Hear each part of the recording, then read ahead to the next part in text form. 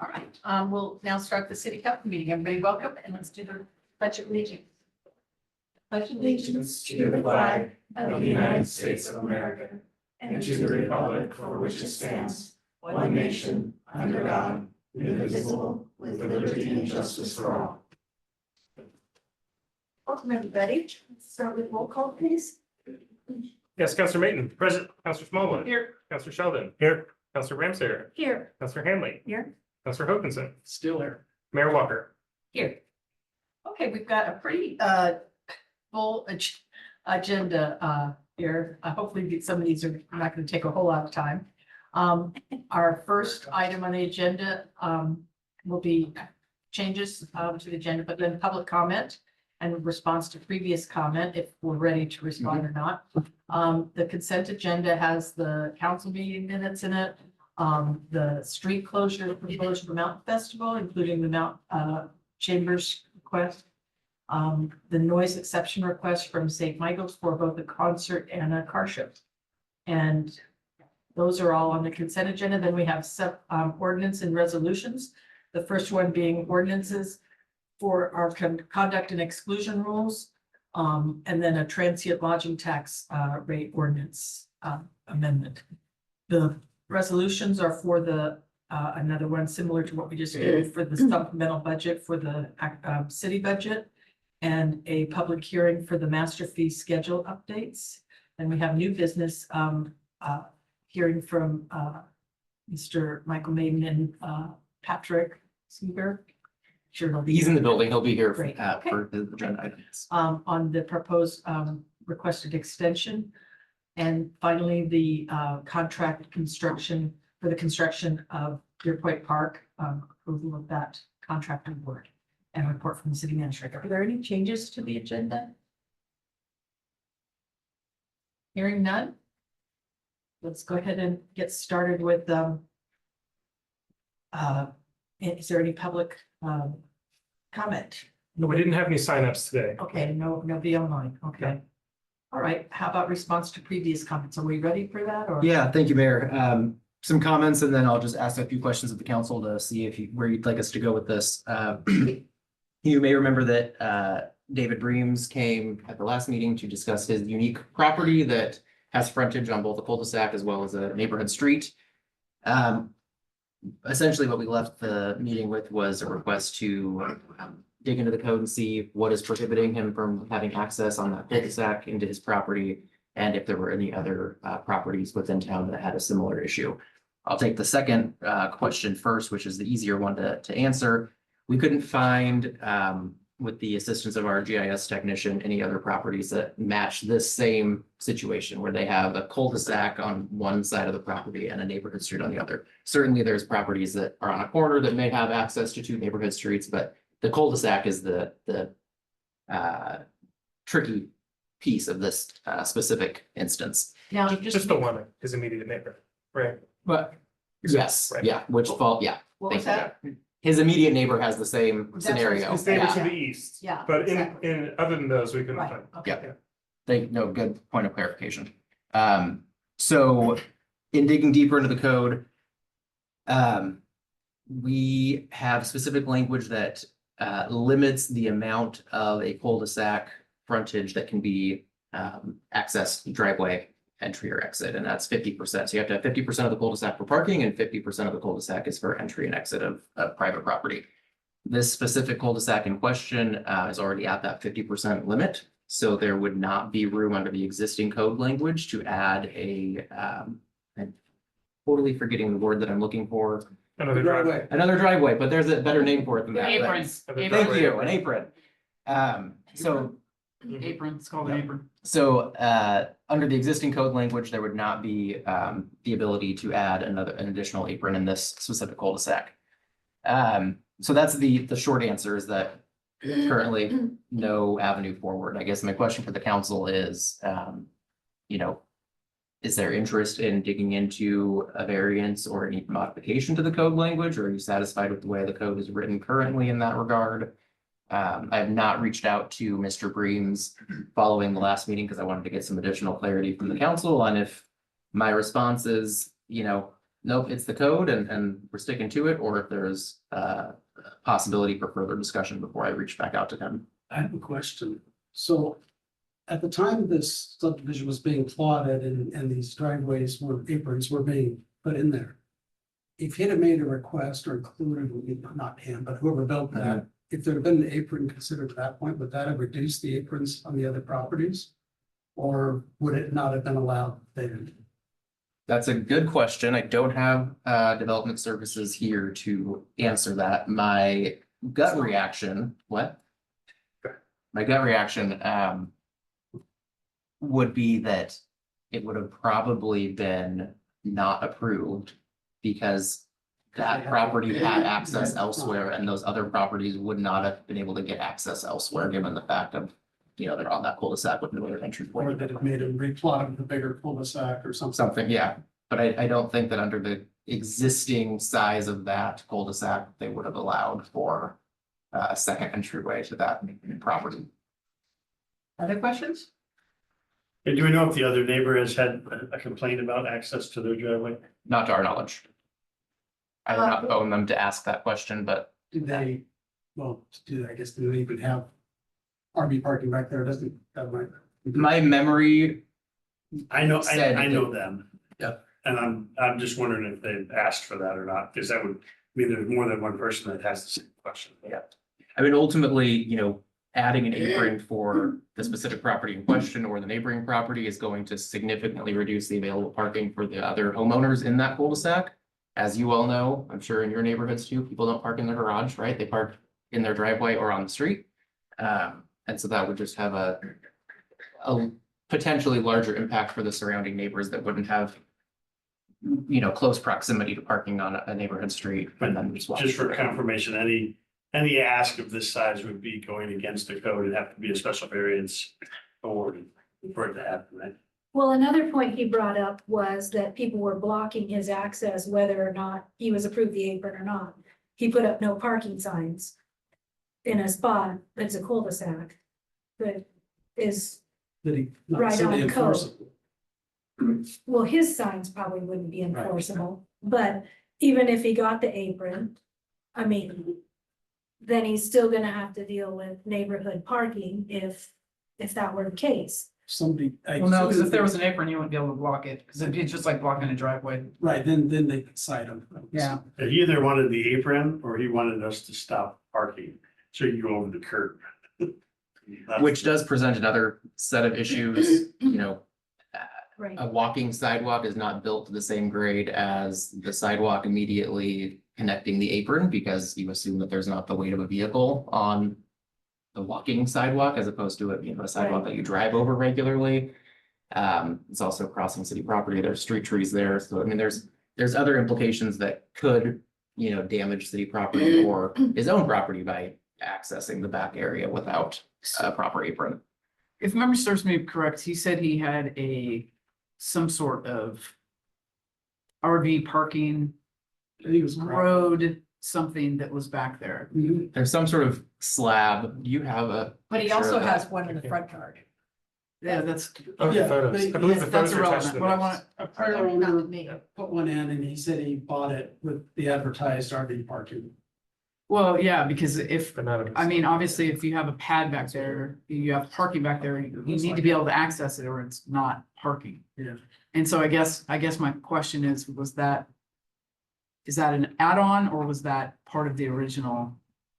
Do they have to get a permit? for Yeah, parking? exactly. Is that what you're thinking? Yeah, I did they don't have to think have you a have permit to to have put a that back permit. there? You need to put a slab in the Well, backyard. And was it misrepresented by the real estate agent that, Probably. Which we can't do anything about, but. right, I guess my question is, do you need to have?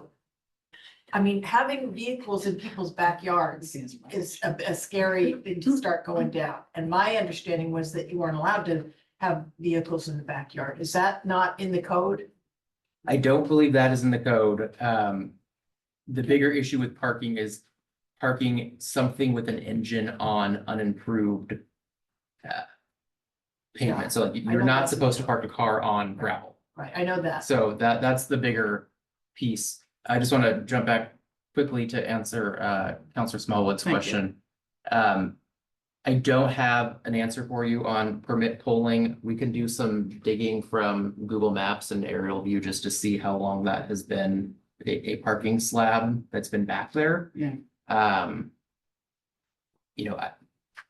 hesitant to say this, but plenty of people that pour concrete without getting permits. I don't know the. Yeah, I'm not, So and I'm not, don't and I'm wanna- not looking to, I'm not asking the question to jam anybody. No, I'm for sure. simply- I'm simply curious if that was part of the original build or if that's something that has been added at a later date. And if it was permitted, then that adds another layer to this conversation, right? Because then it was permitted and whoever the homeowner was allowed to put that in there without adequate access, which then falls back kind of to us, in my mind. That's a fair And point. so I guess my thing is that I don't necessarily feel like I have enough answers to be able to make a decision this evening. I guess is where I'm going. Yeah, wouldn't that though, wouldn't it not even be in our palette? Because if he's a homeowner Mhm. and he wants to make a change to his property, he could submit the drawings to planning department and go through a variance request because he knows it's against code to see if he can get approval. It wouldn't even come to city council for that. It should go to the planning code through I don't know what the phrase you want to use, but through their drawing submittal Yeah. for authorization, which he'd go through Kelly on that. I mean, potentially, yes. I think the question that I, have for the council is the code's pretty clear, right? That it's at 50%. There's no other aprons, for a situation like this that we could find within city limits that would set a past practice or precedent of allowing access to your back lot on a cul-de-sac. You're gonna have, potentially more neighbors in here complaining about the decrease in available parking by adding this apron to accommodate one property owner that has a unique property that still has access to that back slab. It's just not guaranteed access 100% of the time. Correct. So I think, from my perspective, I'm not interested in going after anyone that has a slab in their backyard if they're, maintaining their property in a well-kept state. So that's certainly not on our radar to go and enforce that when there's no complaints and there's no visual issues with it. It's more, around the impact, violating the code and then the impact to the neighboring property owners, should there be reduced access for parking. And, it's kind of like your neighbor that has, when I was growing up and there was 6 of us at home, we all had cars. I'm sure my neighbors hated me because we had a whole flock of vehicles that were parked on, in front of neighbors' houses and reducing their parking. And this is just one of those unfortunate things that comes with living in a neighborhood, is that sometimes your neighbors park where you don't want them to, and it impacts your ability to access, your ease of access to get to a piece of your property. But they're not doing anything illegal or violating any code by doing so. I believe they also have existing RV parking on the side of their house. I just did drive by. And it is a large, I don't know, I want to say it's approximately 40 feet long, maybe 35. But it's a big, huge RV park there. It doesn't show in any pictures, but anyway. Yeah, so I kind of agree with I don't think Councilor there's, Smallwood on doesn't it. feel like there's a lot we can do. That would be equitable and fair to everybody else.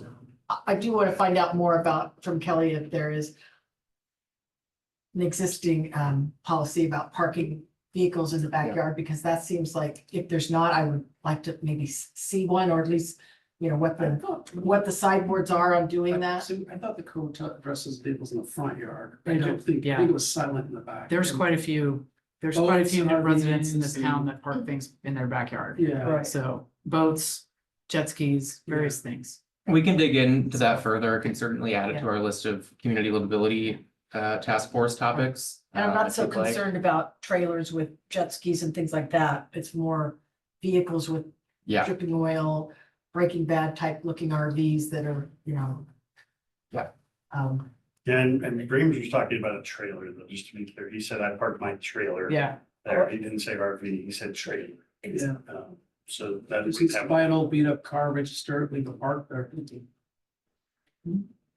Okay. so- well, I will follow up with him with information about the code.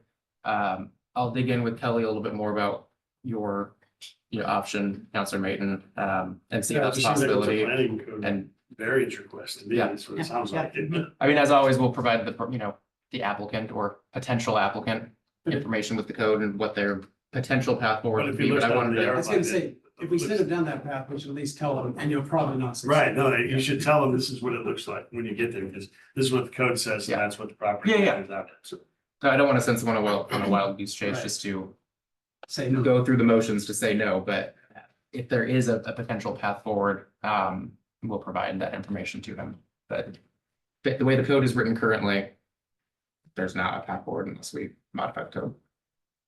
Thank you. Very good comments.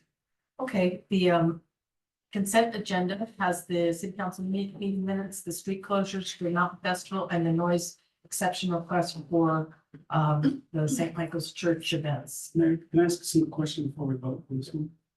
Okay, sure. In regards to the street closures, and the request from the chamber for the square, the area. Did they pay a fee for that? Do we waive the fee? I thought we put a fee schedule in for that. I didn't see anything in the report about fee schedule.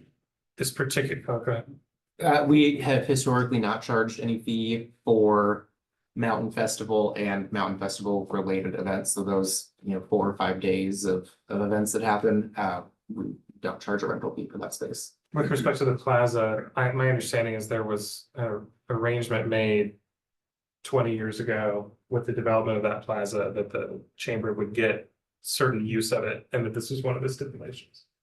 We should write that down somewhere. I believe it is written, I just don't have it Okay. right now. Yeah. Cool.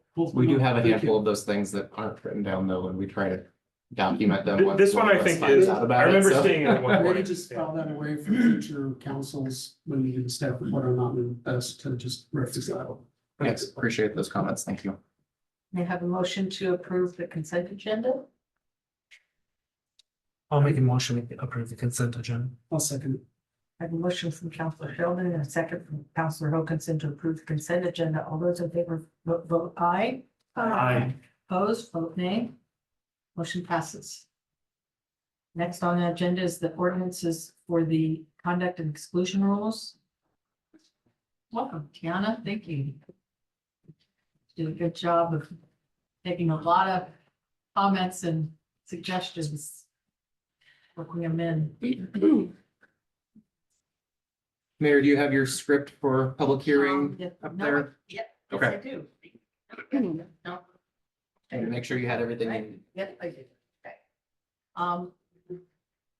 Okay. The hearing steps, we're gonna open up the public hearing at 7:23 for ordinance number 2025-15.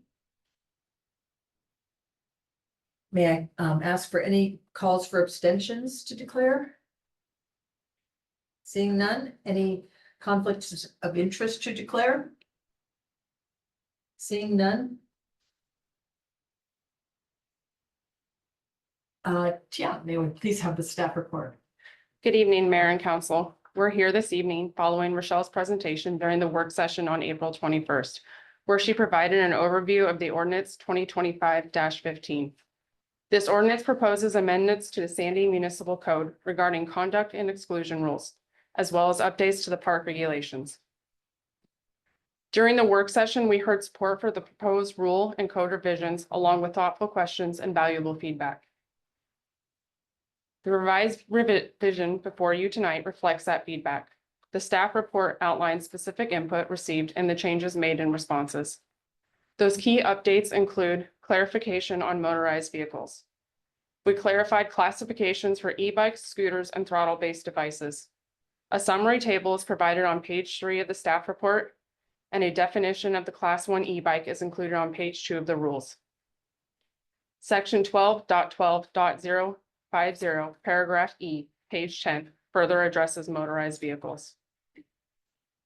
Authority to issue exclusions. We refined the language to specify that exclusions may be issued by code enforcement officer, city facility manager, city department head, other city employees specifically authorized by the city manager, or transit personnel. Transit personnel is now defined in the definition section of page 5. Transit rules review. council requested legal review of the transfer rules by Josh. That review has been completed. 3 definitions were updated and several sections highlighted in the staff report were revised for clarity. This ordinance directly supports the following council goals. Goal 1.6, update park and facility rules to ensure safe and equitable use of all public spaces. And goal 5.7, work with community service personnel to ensure parks are patrolled regularly and that regulations are enforced, are enforced consistently. While this may appear to be a substantial update, it is long overdue. The park rules were last revised in 2016 and needed significant attention. Since then, Sandy has grown considerably. New parks and amenities have been added, and the city established a dedicated Parks and Recreation Department in 2021. This growth presented an opportunity for a comprehensive review and consolidation of outdated and inconsistent rules. It also allowed us to develop a more uniform and enforceable exclusion policy that applies across all city properties, whether it be parks, the transit system, the library, or public buildings. This effort has been highly collaborative with input and review from the Parks and Trails Advisory Board on January and February of 2025, police, transit, library, and other city departments, and most recently, the city council work session on April 21st. The budget impact will be minimal. Any associated costs such as signage or public education will be absorbed within existing department budgets. Ordinance 2025-15 represents a thoughtful collaborative effort to modernize our code of conduct, ensure consistency across public spaces, and support our community's safety and well-being. Mayor, at this time, I will turn it back over to you. Thank you. All right, well, let's go ahead and see if there's public testimony on any of this. We have 3 public hearings in this meeting tonight, and so I'm going to go ahead and read this once, and it's going to apply to all 3 of the public hearings. And this will be the instructions on how to provide public testimony. Each person providing testimony must provide their name and address for the record. If you do not wish to state your address publicly, you must provide it to the city recorder before you begin your testimony. This can be done either in person or via email at recorder@ci.sandy.or.us. If you have documents that you wish to be considered by the council, they must be formally placed into the record of this hearing. To do that, either before or after you speak, email your materials to recorder@ci.sandy.or.us, and staff will make sure your evidence is properly processed. Please try to avoid repetition. If someone else has already expressed the same thoughts, it is fine to simply state that you agree with the testimony of a previous speaker. To offer public testimony, for those joining us in person this evening, please raise your hand to indicate you would like to speak. If you're attending online, click the raise hand button and wait to be recognized. If you're attending via telephone, dial *9 to raise your hand and wait to be recognized. I will call on each person when it is their turn to speak. Each speaker will have up to 5 minutes to testify. The city recorder will let you know when you have 20 seconds remaining. I'd like to call for any testimony on the proposed ordinance. Mayor, I'll look for any raised hands here in the room. Seeing none, I'll take a look at Zoom, see if anyone has raised their hand. And Mayor, I'm not seeing any raised hands. Thank you, Jeff. Jana, can you give us a staff recap and a recommendation, please? Staff recommends that council adopt ordinance 2025-15, amending conduct and exclusion rules in the Sandy Municipal Code as presented in response to council's prior feedback. Thank you. May I have a motion to close the public hearing, please? I move to close the public hearing. I'll second. I have a motion from Councilor Hokanson and a second from Councilor Ramsayer to close the public hearing. All those in favor vote aye. Aye. Against, vote nay. Motion passes. Public hearing is closed at 7:29. Call for council discussion. Question, comments, concern. Number 11, section 12.12.050, park hours and closures. I don't have a problem with this with 99% of our parks, with the exception of John's viewpoint. So for various events, celestial events, whether it's meteor showers, blue moons, orange moons, purple moons, Strawberry.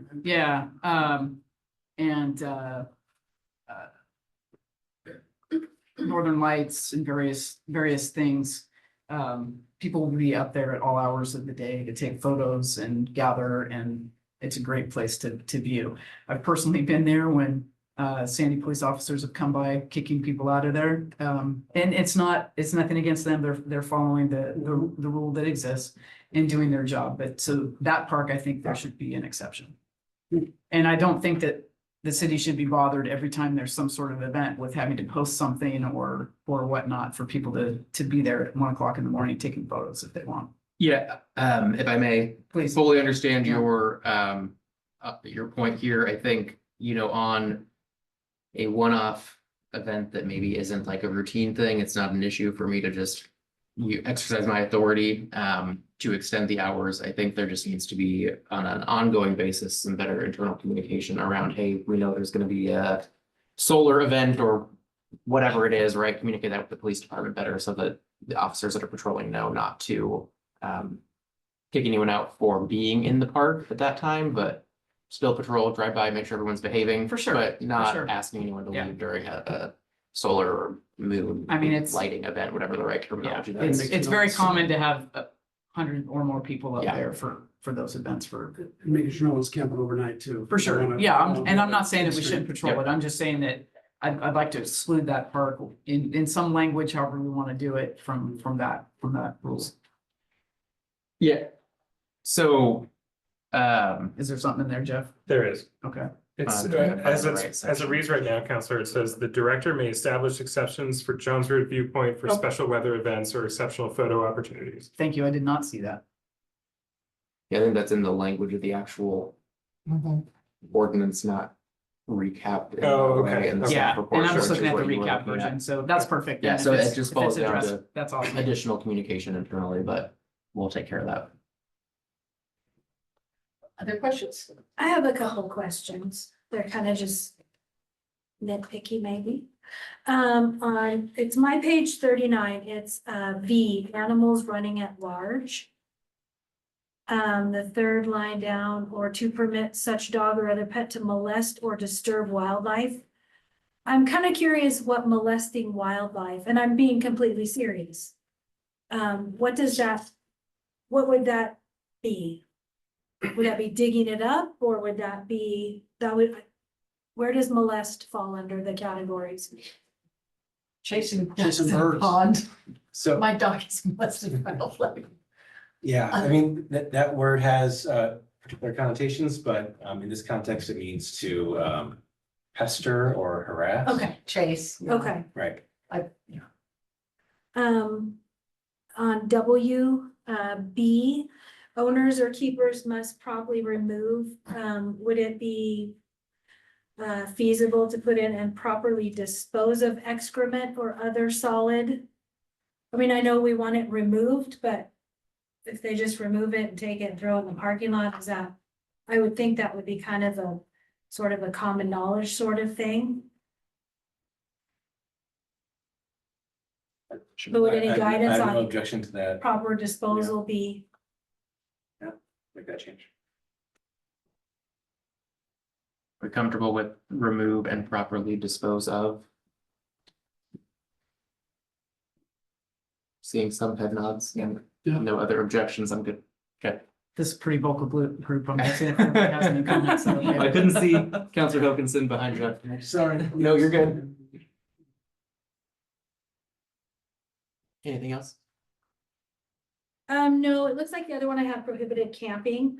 Why? But it looks like it would fall under Sandy Municipal Code, because there's no punishment listed or no timeline or anything. But I'm assuming that will fall under the code. Right, just trying not to double up on the Okay. same provisions in two Okay. places, so if you ever make any changes, you just have to do it once.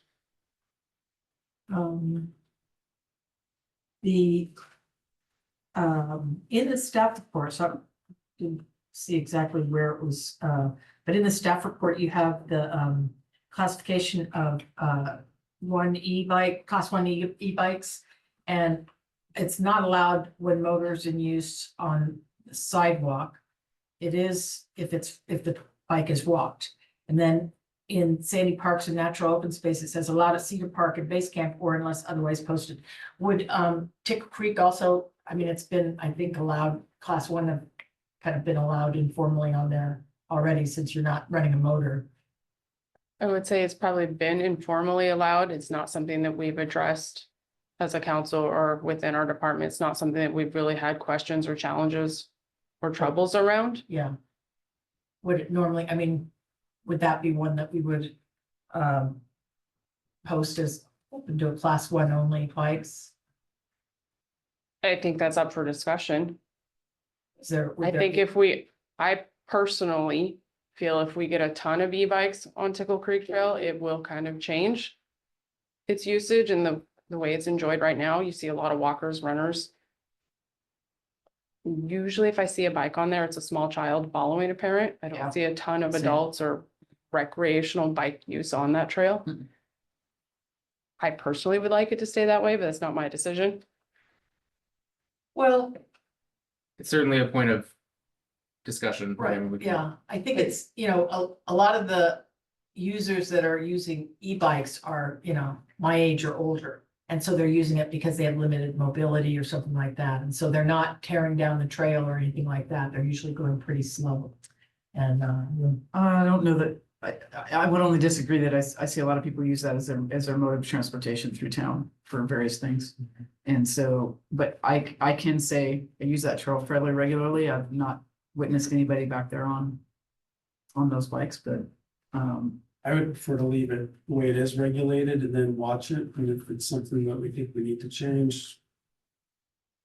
I mean, you can't even really tell when they're using an e-bike. It's not like it's loud or anything like that. No, but it's, Yeah, I'm just saying, I agree. I've only been there a few times, but rarely do you see a bike, and so it feels like we might be regulating something that's not an issue. I'm gonna stretch that question just a little bit further, if I may, Mayor. And it goes to class one, class two, and class three. Why aren't we assimilating the same ORS rule, meaning why can't they be walked? And when I think about that, Yeah. I think about if I'm out riding a bike, an e-bike, a class two or a class three, and I'm with somebody who's in a class one or a jogger, I'm gonna get off my bike and walk with them down the trail. I'm not gonna leave my bike on the street. I'm gonna take it with me and walk. So why can't, or could we add, yes, if walk, like the ORS says, so we're doing the same thing on a sidewalk. Whether or not a class one should be on a trail or not, I walk Tickle Creek regularly because I live behind it. And I see bike riders on it all the time, not e-bike riders, but bike riders, yeah. teenagers zipping through and we run it and walk it. And so I don't mind them being on the e-bikes aren't loud, as the mayor said, and they're not under motor assist, they're just it's pedal assist, so they're gonna damage the trail, in my opinion, but I would go either way. But at least let them be walked, is what I'm saying. And I don't know why they allow class two to be walked, but not class three. That's confusing, because the real difference is class three goes 28 miles per hour, class two only goes 20, so I'm like, why can't I walk a class three? I don't get it, but I don't make the rules. I'm suggesting we mirror the ORS so we're consistent in the community. I think historically, class three was bigger and heavier, and less likely to be walked, but that's not always the case anymore. One of them actually has a throttle that can control it, the other one doesn't. That's the main difference there. But back to that, so I guess I'm a little perplexed on why class ones are allowed at Cedar Park and Base Camp, but none of the other ones. Like what's our goal there for that? And then to that point too, like when I go down to electric scooters, not allowed unless otherwise posted. Do we intend to post something for the electric scooters that are pretty similar to in speeds and stuff to the class ones that are allowed? It just seems kind of weird. In Can logic. you ask your question a little different about Cedar Park? I mean, I'm not understanding the significance of. Why is a class one allowed at Cedar Park and no other park? Well, it is a bike park, but. I mean, But who's gonna ride an electric bike in the bowl? Not in the Not bowl, in the but bowl. you can take the trail Not down on the the trail. trail. I mean, but why can't you ride your bike to mining park? Well, I mean, what's designed Why is it different? Right, I was trying to. What's so the there is a design? Bike trail from But- the edge of it that goes all the way down the river. But what is the design difference that makes that a bike park on that part? I understand all the other stuff. I mean, I guess if you want to go out and jump your $1,000 bike, electric bike, I mean, it doesn't seem like a good idea, but what is the difference? If you're asking, should we maybe exclude it from certain parts of the park? I think I understand that. I'm just saying that there is. Cedar Park was designed for bikes, and that trail specifically was designed for multi-use. I would disagree with that for that part. I thought it was a walking path. That's the way it Well, it's was labeled multi-use. put Part on the of- thing. But so, but so is with- that, Within the boundary of Cedar Park, we have the jump line. A specific bike feature, and there are mountain bikes now that are absolutely designed for jumping and aggressive riding. And Okay. so I think that we will see, we have seen Mhm. those kinds of bikes at that park. And they're becoming more and more common as what people are owning, and they're going to want to go from riding up at Sandy River Trail System, Sandy Ridge, excuse yeah. me. And then come down here and hone their skills and use the features that we built at Cedar Park. But those bikes are faster. I think there is more of a potential if they're riding that casually through Mining Park, that they could run a walker off of a trail. I guess I understand on the jump track in that, but I don't understand on the walking path. Or any of that other stuff. I don't see what the difference is. So Logic. I'll say that if you're looking at the chart in the staff report, I think that's maybe a little more high level, and the code language itself is more detailed. And the code language says jump line and pump track Okay, at Cedar Park and on designated multipurpose trails and pathways only. So it's saying, they're calling out these two things that were specifically Okay. designed for, so you can use it there, and then anywhere else where the city decides to specifically designate that it's allowed. Most areas, BLM, Forest Service, other cities have been allowing class 1 e-bikes on multi-use trails and, native surface trails and all that, but just class 1. They have prohibited class 2 and class 3, especially class 2 with throttle. class 3 does not, but it goes a lot faster. Pardon? Just He was asking about the clarifying throttle question. question. Yeah. I mean, personally, I don't have a problem with but I just, thank you for that clarification. I'm just wondering the multi-use pass. Cause I go down to the electric scooters as well, not allowed unless otherwise posted, but all the other ones are just not allowed. So do we intend to have electric scooters operate anywhere else? Or are we just not gonna allow them and just, what's the logic there? I mean, I think, so, well, go ahead. Again, I think that chart may have been based on what the kind of the intent was. If we focus on the code language that you're specifically adopting tonight, it's motorized vehicles. Can you reference are me to allowed. where Yeah, that's at? sure. Okay. Bottom of page 35, top of page 36 of the packet. In the section, Specifically. Motorized let's see, it's, vehicles. 12, 050 says use of motorized vehicles is prohibited with these exceptions. One of the exceptions is as otherwise expressly allowed in designated areas or written authorization. So the code's being written with the intention of allowing for flexibility into the future. So that could apply to e-scooters, that could apply to class 2 and class 3 e-bikes. It could apply to some technology that we haven't even contemplated at this point in the future. It's saying generally they're not allowed unless there's a specific designation we've said that they are allowed here.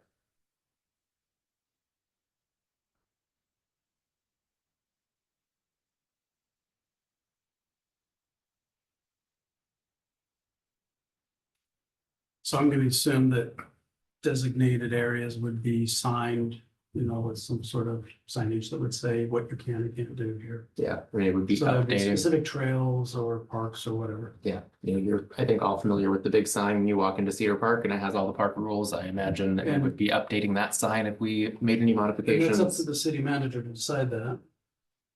Effectively, so at council's direction, we could close or open a trail or a park or whatever without having to go through a hearing and the code change. I kind of like the flexibility. I think to Josh's point, you know, it leaves flexibility for things that we haven't even considered, right? What's the new technology that comes out 6 months from now that none of us have thought about yet? Hoverboards. Yeah, I was gonna say that, do those still exist? Are people using this? I was thinking of back. No, to the 'cause Future. they- The real- Yeah, well, yeah, my real kid one. has like the fake one, right? No, that because I they were catching on fire. fall off. No, I meant Yeah. the real Michael J. Fox. We're still waiting. Waiting for that one, yeah. But I think the overall intent is to, you know, allow e-bikes where appropriate, but also maintain the original intent of the trails in our parks, which is that relaxing, walking, strolling, and not having to be concerned with something zipping by you going 20 miles per hour. Well, I guess some of my struggle is we already have that outlined in section F altogether. I guess I don't understand, because up here too, it says when the motor isn't in use. So why don't we just say when the motor is not in use, you can do that? I guess I have issues with somebody that wants to ride an e-bike, to kind of Don's point, or I'm sorry, to Chris's point, where they don't want to use it for what its maximum capabilities, but ride it in a fine manner. Yet even when you're using a bike that's in pedaling, if you're being a jerk, right, that should be wrong. So it seems like we're kind of, in my opinion, we're incorporating it in F. And I don't understand really why we're going down the other side of it. To do that. That's just my thoughts. So I thought a non-motorized vehicle means it has no motor. Whereas a motorized vehicle, like in class E bike, E1 bike, has a motor, but you're just saying there are a condition or two. Or but there's conditions, which I'm not even aware of, where it's turned off. I'm not sure how you validate that. But E does kind of take care of like some of our issues, is that, you know, they're allowed on the jump line pump track at Cedar Park Base Camp and on designated multi-purpose trails and pathways only. Class 1 e-bikes are not permitted in any other areas, including but not limited to on sidewalks except when motor is not in use or is otherwise posted, sports field and playgrounds. So I think that addresses my concern about Tickle Creek and, Right, except he's talking about class 2 and 3 yeah. And scooters. and And scooters. scooters. And then did wheelies fall into that too? The single wheel with the Oh, balance those little board on one the wheel side? things. Oh, great question.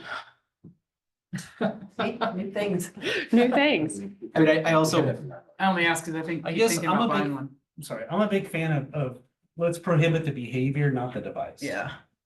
That's where my mindset goes, and I tried to make, I don't know if I expressed that clearly the last time we had this conversation, but really that's what I'm looking at, is the behavior, which is very well addressed, I believe, in section F. But and I don't disagree with that approach. I think the challenging part of that is the actual enforcement and we don't have staff just sitting, you know, in parks all day long, right, to catch the behavior that's wrong. So by prohibiting certain types of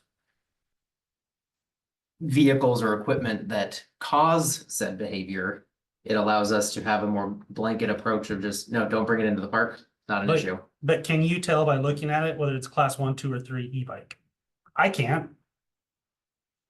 Because it goes down to the watts. I can't tell if it has a throttle on it. You know, and just Google the No, picture. but I they all think the look very bike similar. user, a responsible user will read the sign and say, oh, I'm not supposed to have this here. Sure. But we're still responsible. targeting the behavior, not the actual device. Just out of curiosity, have we had any issues? Not to my knowledge. Well, you know, it'd be helpful to have just, you know, like some videos, like I don't have an idea on the scooters. I kind of know the class 1, 2, and 3 bikes, but the scooters, I don't have any understanding of how fast they can go or what kind of terror you can wreak, you know, I mean, especially in a park where you've got a bunch of small kids and all, so I think it would be helpful for us to just have some in the future. I mean, my personal opinion here would be I'd be okay with passing this as it, you know, pretty much as is with some few amendments that people have suggested, but then go ahead and get that actual information, or, you know, go out there and test ride somewhere, or even just having some video of what those things can do, how fast they can go and all that would be helpful to understand what the issues and concerns are. Because if we're talking about something that can go 30-something miles an hour, that's, you know, a different conversation than.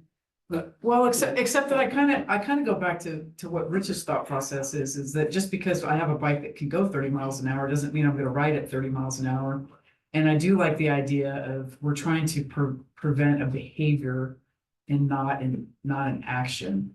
Well, then why wouldn't we just open it up to motorcycles and everything So- else? I mean, if that's, so you know, I'm not going there. That's, you know. I think there's a anybody is. flaw in the code that Rich has found. I'll give him credit for it. So FA should apply to motorized and non-motorized vehicles.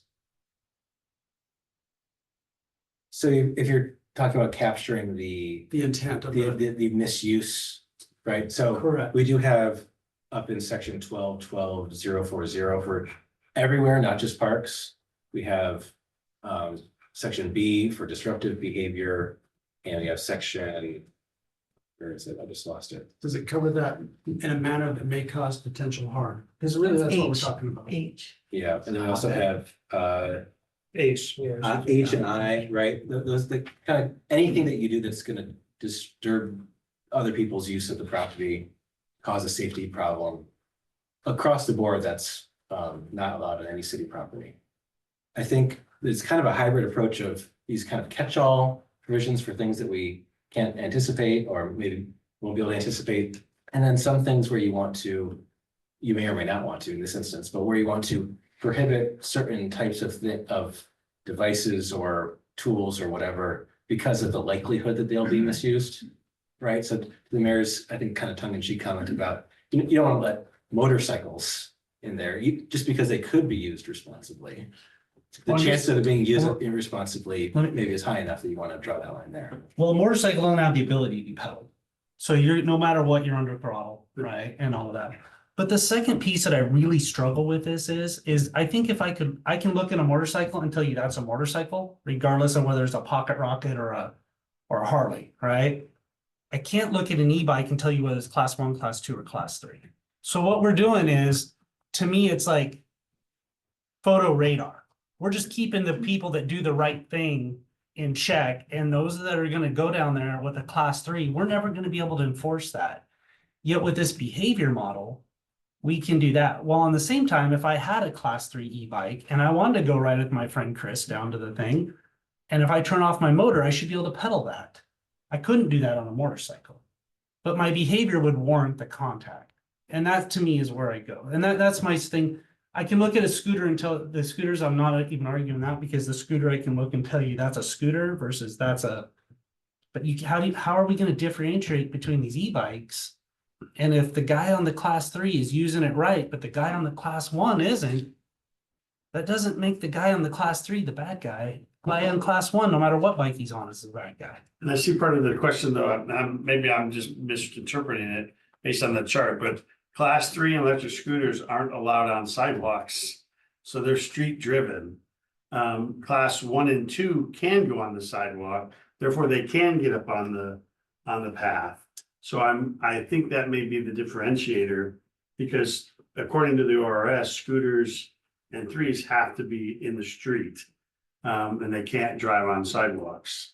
And how do you get from the street to the path is over a sidewalk or on a sidewalk, class 1 and 2. And that goes back to my question I'm advocating for is, can we at least let the bike be walked down the path or pedal driven? Because a class 2 bike can be pedal ridden without the motor. And that's where I get not having it allowed to be motorized, but you could be pedaling it and it still work. Does that make sense, Rich? It does, but I'm gonna question that, and I don't really want to get into the scooter piece. I would still question is the scooter, did we confirm, has that been confirmed? You can't ride that on a sidewalk? Because It says I, according to ORS sidewalk use in Oregon. yeah, I know that's what the staff I don't- report I says, don't but recall whether we looked Is that that- up specifically. yeah, I mean, I don't want to be quoted on that, but I'm not 100% sure that if you're riding it on the sidewalk, if it stays under a certain thing and it's under a number of CCs, again, it's one of those things that in ORS, like, how do you enforce it? But you enforce the behavior. And I think I can look, and I don't want to take all night on this. I'm going to vote no on this for this opinion, so I'll just throw it out there. But I want to discriminate against the behavior, not any, I don't even have one of these e-bikes, but I think that, again, I'll go back to somebody that turns off their motor on these bikes and rides it within a manner should be able to ride alongside the guy with the class 1 bike. And that's where I'm gonna go with it. Could I'll just support leave it both at of that. those. I could support both of those changes. So if I'm thinking about how to rework section B, we would, I think we would still prohibit motorized vehicles across the board, but create an exception for all e-bikes. An e-bike would be defined as anything that's a motor, but you also can pedal it. And then have a catch-all about using it in a way that disturbs others. It's an electric bike under a certain wattage, is the way the ORS is gonna separate the two. It has to do with the wattage. And I think that would be the way that we do it, because I don't think we need to have, again, the gas combustible, motorized ones out there, which are old but out there. But that's what I don't want on the trails. And I think we all agree. I think we all agree with that. Yeah, I don't want them going fast. I don't want them mowing me down. I don't want them smoking me out. no, but somebody that's really good on a bike can generate an awful lot of speed. That, once again, if Even I'm pedaling. walking out there, Yeah. No, totally, I agree that's with what I you. don't want. I'm just going back to, it's the behavior we're trying to deter, and so I can get on board with that. Is there room to have, authorized class 1 and 3 bikes, but not class 2 with the throttles? I'm gonna go back again, like, how do we determine, looking at that bike? Well, they usually have stickers on them to identify, and they usually have speed indicators on there. Can you pedal a class 2? Class 2 and class 3 both have throttles. Both of them do. Both bikes, 2 and 3s. Ones are the only ones that don't. They're just pedal assist. So a class 2 bike can be pedal assisted or throttle driven, where a class 3 can't. So my understanding is class 3 doesn't have throttle. It's got a pedal assist and it can go up to faster than 20 miles an hour. It's throttle assisted. So can we resolve this with motions or are we gonna have to send this back? Yeah, this is where I just think we need more Feels like we need to send it back. interpretation of the bike. And I like your idea because it's going where I was saying, if I'm riding a class 2 with somebody riding a class 1 or jogging, I can't go into the park now. I want to be able to walk that bike through there or use the pedal portion of it. I get not using the motor. So how do we define that? Yeah, but I think your original comment, Counselor Mayton, is simple. We can add a yes if being walked. Right. You know, if someone's trying to get from Meinig to McCormick, we're not gonna stop someone walking a bike and say, is that a class 1, a class 2, or a class 3? So Well, that's an then- easy, when being walked, that's an easy modification we could adopt as amended. Then couldn't we also just add language in there saying that as long as it's under pedal? A human pedal, however we want to verbalize it, but it's being pedaled and not under motorized throttle control. Couldn't we say something like that? I mean, we can say a lot of these things, I guess, but what there's consensus to actually do. But I hear a lot of ideas, all these ideas, I think we can write up and it could work. But I think it's also, I'm hearing an exception for, Somebody with that. not using the electric motor at all, or just not using a throttle.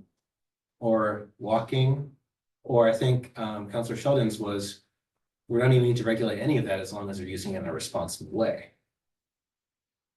And I think we have to think about enforceability too. I mean, Well, I agree. And I have to be honest, I don't know enough about these bikes to really be able to say between the classes. I don't want to end up in a situation where we say, well, you weren't pedaling, well, I was coasting. No. What, you know. No. Yeah. Which goes back to his argument, which is that we regulate behavior, not the activity. I will say one maybe devil's advocate, and I don't want to speak on behalf of the chief here, and so please weigh in if you disagree. I think, yes, it maybe just looking at it can be difficult to say that's class 1, class 2, class 3. But if you get a complaint that somebody's causing a disruption and you go over there and you go and talk to them, look at their bike. And you can say, you can look at it and figure out this is a class 2 bike, it's not allowed here. That's a much easier citation to write and defend than whether they were causing a disruption or not. Writing. Which is much more subjective and difficult to, like, you're gonna potentially get in an argument in municipal court about whether they actually were or not, or if it's categorically not allowed, that's a check the box. You can't have that here. Here's a citation. I mean, I haven't verified this with legal, but a Google search says that class 3 e-bikes are restricted from sidewalks, bike lanes, and shared use paths. You have to be 16 years or older to ride them. 28 miles per hour is the maximum speed. So I mean, I think the intent behind not allowing class 3 is just, it's a whole different beast than a class 1 or a class 2. It's faster.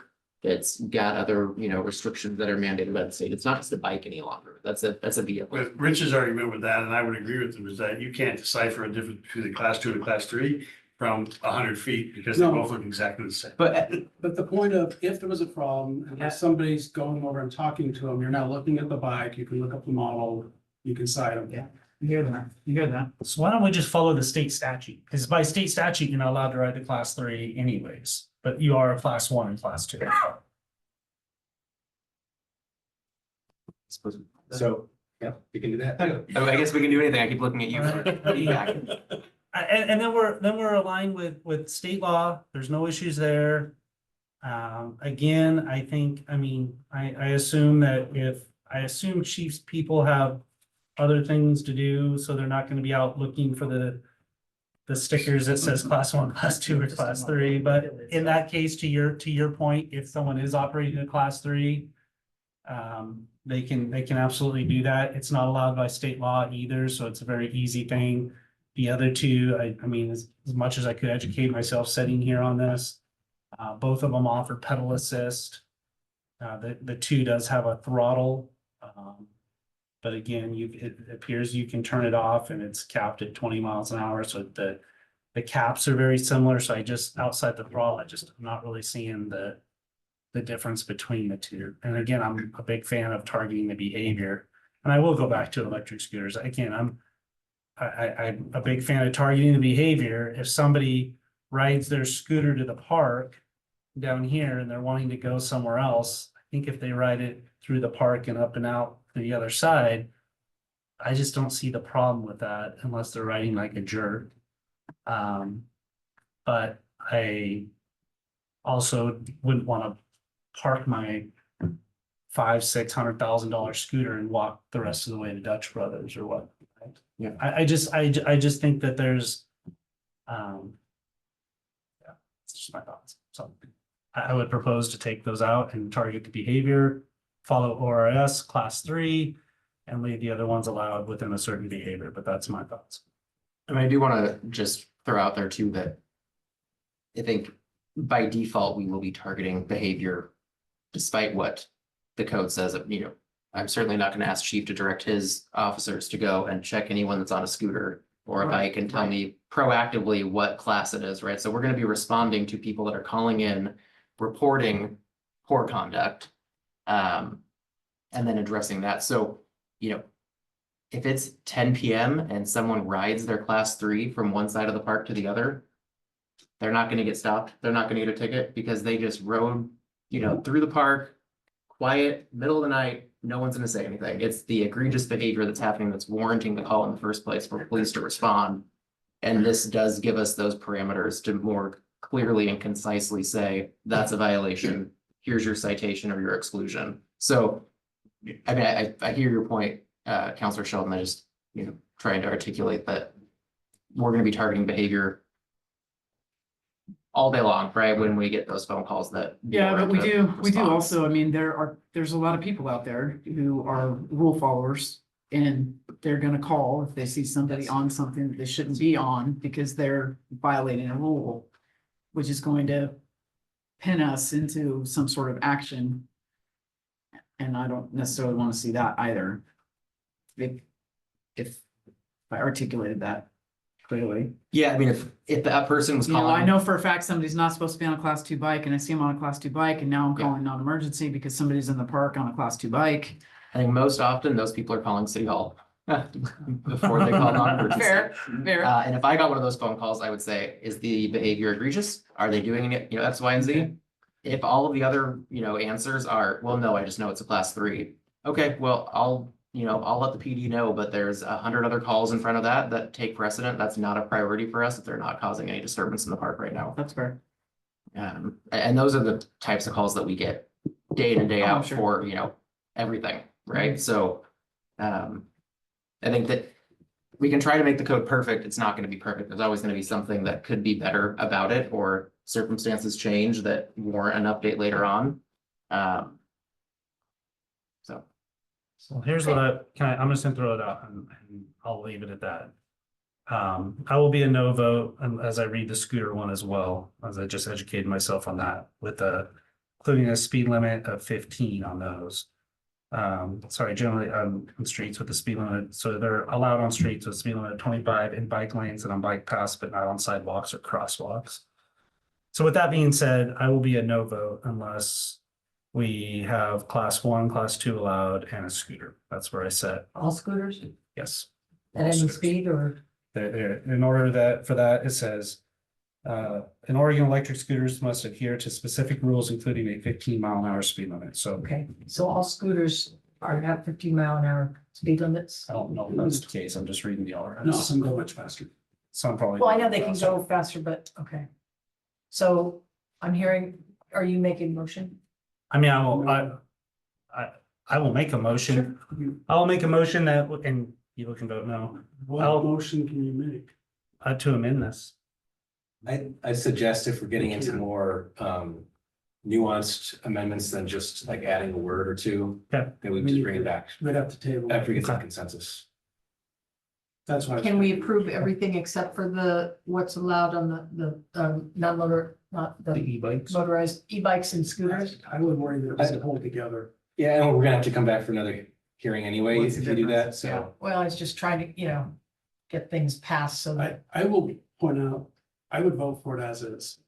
Now that said, I don't disagree with you, Rich, but I think this is better what we have, and I would vote for it as is tonight. I've just I had, don't know where everybody else sits, whether that's even something we want to consider. if that, I'm not opposed to that, but I would want a timeline in that, knowing when this would come back.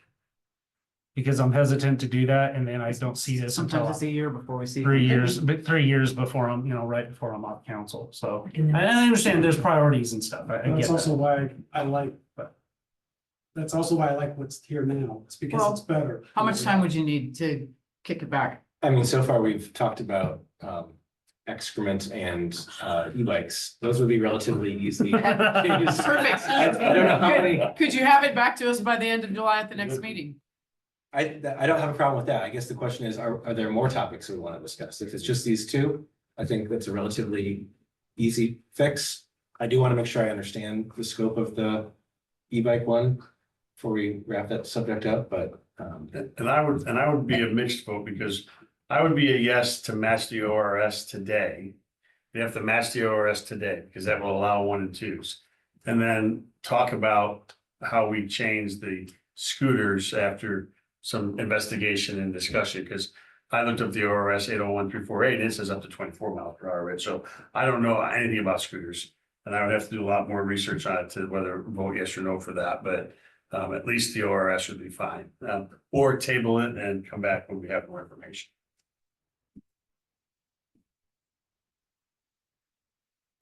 That gave you Well- zero clarity. So What- I worry that we're what gonna I'm get into hearing another is- work session. Okay. And then we'll have to go to another work, like, it's not ever gonna be perfect and address everything, so my concern is that we delay a month. Bring it back, it still doesn't accomplish, I mean, I don't know anything about scooters and e-bikes. If it was me personally, I'd say we don't allow either of them, because I like a nice quiet park, so. I think that it's just They're gonna not be loud. another talking They're point. not loud, but I guess going back to my original question was, have we had any issues?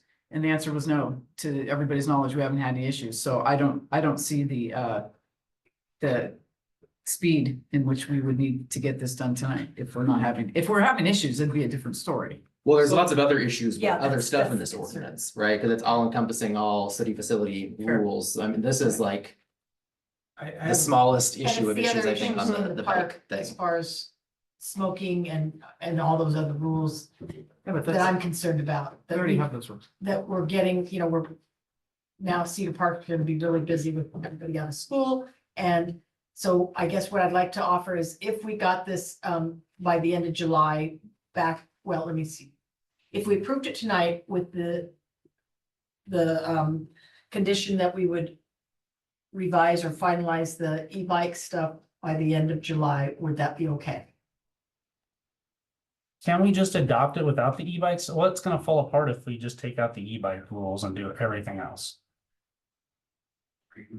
So I guess it depends on what you mean by take out, Guidelines at all. take out the e-bike rules. If you take out the section on Well, e-bikes. yeah, the yeah, result so- is that e-bikes are prohibited. Yeah, But and the scooters. we they're never had any prohibited. e-bike direction yet, right? No, I guess what I'm saying is if you take out that section, it means they are prohibited across the board, class 1, class 2, e-scooters, anything with a motor is prohibited. So if you're fine with that as a temporary No, I'm not. path. I'd rather take what's on there. So conversely, if we were to approve what's written today, but we wanted it to change, does it make sense to approve it today and then amend it by the end of July? I mean, I think that's a possibility, especially if you're wanting to look more broadly at, if it's just adding class 2 to the class 1 of the current rule, that's relatively straightforward. If you're wanting to look into and talk about scooters too, it sounds like we don't have as much of a maybe consensus about that. It might be another work session. Is there any way to generalize these motorized assist things? So that we don't have to get into the classifications, because we know there's gonna be a new class tomorrow, and the day after that. Can we generalize? I mean, if you take out section EE that addresses e-bikes, we can still fall on EF, which allows motorized vehicles in designated areas broadly. And then you could just have city manager and staff develop rules that you would post on signs at parks that says, you know, class 1 e-bike as defined in ORS XYZ is allowed on this path and this path. Like you could have that kind of very open-ended, leave it up to staff implementation. Until we, like, I mean, you could do that permanently, or you. well, could- I would prefer to see us come back with it, with the E part. Section E to kind of just get clear on what we want to allow with the scooters and the bikes. And you know what you could do is you could enact it without that subsection E, relying on staff implementation, have a work session to provide guidance to staff about what they should implement. That sounds like a good idea. I like that one. All right, Say that again. I missed do it. that. So you could have an amendment to strike subsection EE. And that means that by default, e-bikes are prohibited. But under EF, the city manager can designate that they are allowed in certain areas. You don't need to change the ordinance again. You can come back and have a work session to provide guidance to the city manager about where and under what circumstances you should allow certain types of motorized vehicles, whether it's e-bikes or scooters or. And we would just post appropriately in those locations. Okay, may I get a motion to approve ordinance I don't know what the ordinance is. 2025-15 with the deletion of section 12.12.050, number E. EE, E, EE. it's EE. okay. I see And- E and F. And the modification to the excrement. Is it E and F, John? Leave F. Leave F, okay. So I'll make a motion that we pass resolution 2025-15 with the amendment that we put a pause to section, oh my gosh, I just lost it. Here it is. Do you want me to read it? 12.12050, section or paragraph E, section lowercase e. And that we make said modifications for excrement left in the park and that it's properly disposed of. So Jeff, do you have written down exactly what the changes would be? So the changes would be, okay, all right, let's go back. So in section 12.12.050, we would make the following changes. we would strike section E, capital E, lowercase e. We would strike that. And then we would also, under section W, subsection B, we would add the words remove and properly dispose of between promptly and excrement. Perfect. Okay. Everybody understand the motion? And then also for the record, I'll just read the title of this ordinance, Mayor. Okay, Okay, which is ordinance 2025-15, an ordinance amending conduct and exclusion rules in the Sandy Municipal Code. all right.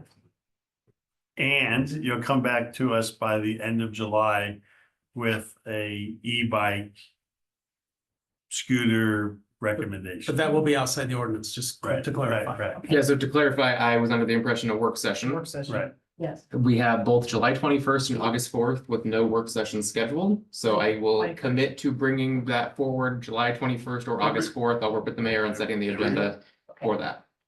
So for now, I'm sorry, but for now, all of them are banned, right? No. So, no, No. they're allowed. no, they're all They are banned until designated. until they're designated after our worst session. Yes, thank you. That's So just- it's, We do have rules already in place at Cedar Park, allowing them at Cedar Park, so posted. So they'd be designated there already. So do we need a second on that motion? No. Second. Okay, we have a motion by Counselor Sheldon and a second by Counselor Smallwood to approve ordinance number 2025, Approve the first reading, I think. first reading of 2025-15. All those in favor vote aye. Aye. Opposed?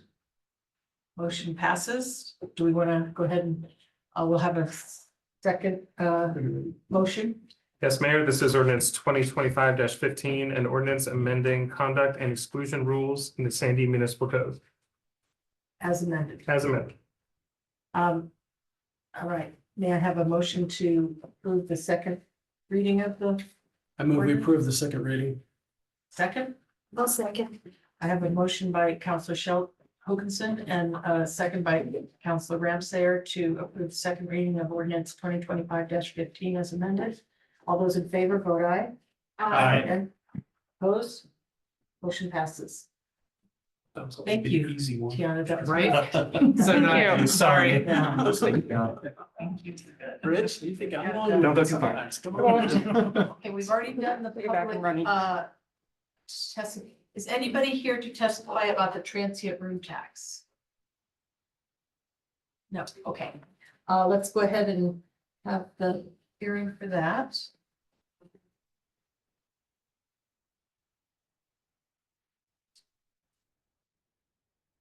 I'm gonna open up the public hearing, for ordinance number 2025-22 at 8:18. Are there any abstentions to declare? No. Hearing none. Are there any conflicts of interest to declare? Hearing none. Thank you, Tyler. Can we hear your staff report?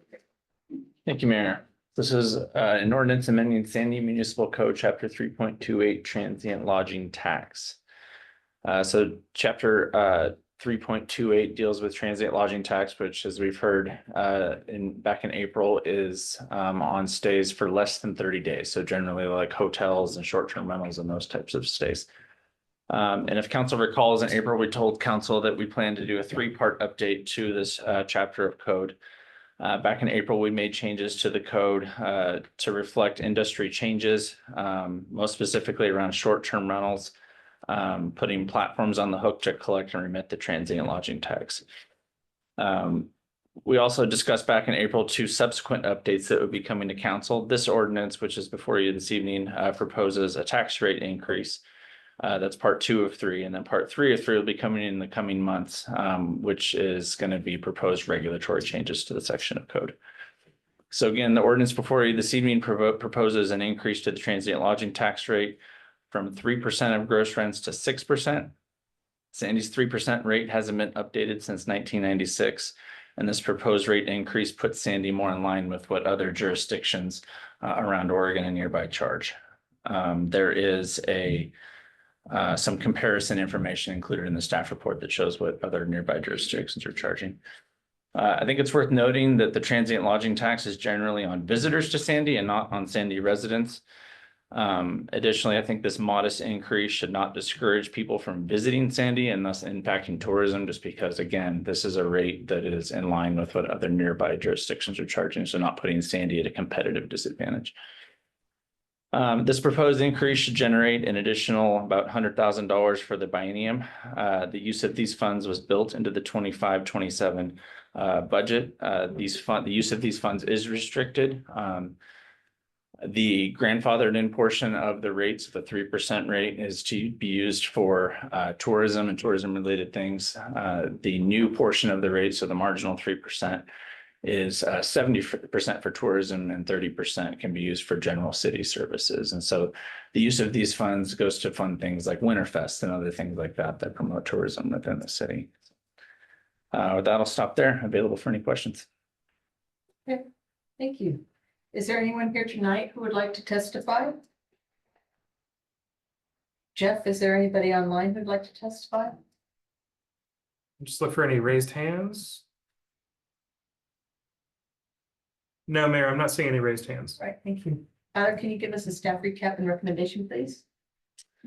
Yes, Mayor. Staff recommends that council adopt ordinance 2025-22, amending Sandy Municipal Code, Chapter 3.28, and increasing the transient lodging tax rate from 3% to 6%.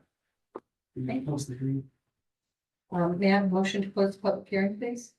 Move close the public hearing. A second? Second. Okay, I have a motion from Councilor Wilkinson and a second from Councilor Sheldon to close the public hearing. All those in favor, vote aye. Aye. Opposed, vote nay. Motion passes. Public hearing is closed. Are there any questions or comments? I have a question. Tyler, what did you say that the last time we updated this rate was? I believe 1996. I think that was when the last time the code was amended before this last revision in April, which we didn't adjust the code. So I'm gonna ask the Rich question. Sorry, Rich. Do you know when all these other comparables that you gave us, when they were last updated? I did a survey of other jurisdictions' websites, just looking at what they're charging. I don't know, a few weeks ago. So, but I mean, like, so you say Clackamas County is at 6%. Have they been at 6% for 10 Oh, years? I'm not or sure. 2 years, I'm not right? sure. Beaverton's at 4%. Were they last updated last year or was it 20 years ago? Yeah. We don't know that information. I don't have that information. You mentioned that, you know, we talked about making some other changes to the, you know, like who it applies to and all that. Yeah. And so that's gonna have to have another hearing and ordinance to adopt that. Is that right? Yeah, we talked about doing that as part of the housing production strategy. Okay, got it. Okay, thank you. Real quick, so when it says Clackamas County, places like Government Camp and that is, do they fall under the county or do they have their own kind of taxing model up there? If they're within the county, I believe that they're subject to the county's tax. There are, like, for example, if a property is in Portland, you'd be subject to the Portland transient lodging tax and Multnomah County transient lodging tax. Same with Clackamas County, you could be subject to the city of Sandy's and Oregon's and Clackamas counties. Okay, so all three of those are getting tacked on. So am I reading this correct, that it would be 6% for Sandy, another 6% for Clackamas County, because Clackamas County is listed down at the bottom, and then whatever the state is as well? Yeah, I think the state's 1.5. That would be 1.5. But again, like I go back to like Government Camp, does it have its own taxing district up there, or is it just fall under county general guidelines? I don't think so. I think it'd just be county and state. Yeah. My question is, the House Bill 3556 that's being considered that gives us more flexibility on how we can spend that. Is that last comment that you had made about having flexibility, is that tied to passage of 3556? So I believe it's 3962. I could have my numbers wrong, one of us does. And my understanding, and maybe Nellie knows more than I do, but unless something's changed today, that is very much still in flux about what that's going to shake out, Yeah. like. Okay. And so this ordinance reflects current law. Okay, If that changes, then we can come back and change this okay, if it would be. And in future bienniums, we can certainly discuss use of, you know, these tourism funds. I think that right now the city is spending, you know, more than what would be collected by this tax, you know, for tourism related things. And so in the future, it could become a larger conversation if, for example, we get a lot more short-term rentals and becomes a lot more revenue. You know, we can take advantage of that 30% that can be used for general city services, not for tourism. okay. Yeah, the intent, you know, 2 years from now or a year and a half from now is to more discreetly present what is tourism related collection versus the general city use collection and have that, you know, presented in a way that's easily identifiable in the budget. All right. Comment. I will make add one comment was that I think we've applied for a Travel Oregon grant for the mining park. And so we're kind of getting some of that tax money back to the, you know, local use for the purpose of, you know, Winterfest benefits for the trails and things like that. So that's kind of nice.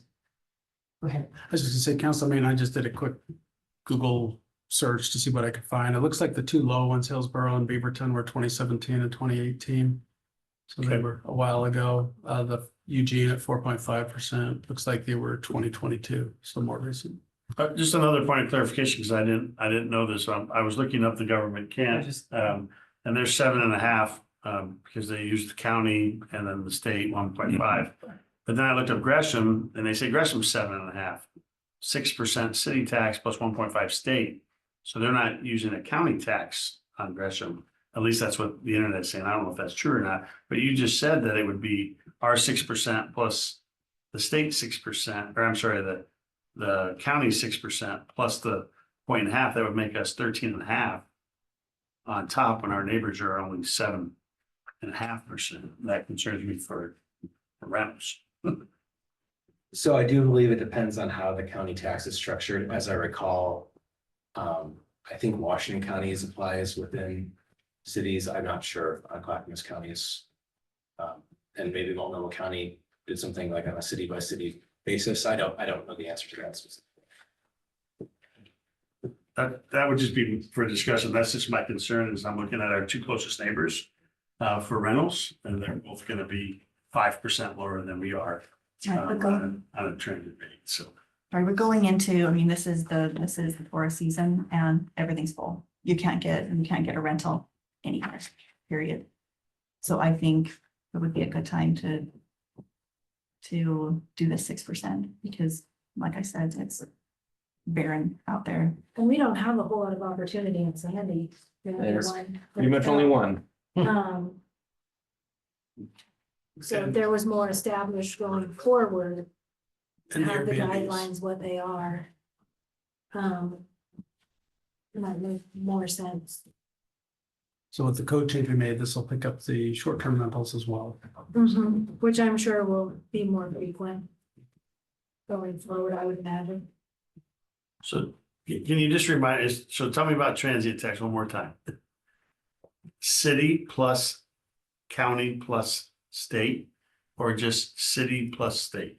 Definitely city plus state. I believe county depends on how that county tax County is is. set. Well, I'm looking at the Sandy Inn and it's county tax 6%, state tax 1.5%, city tax 3%. So Sandy Inn is charging all three.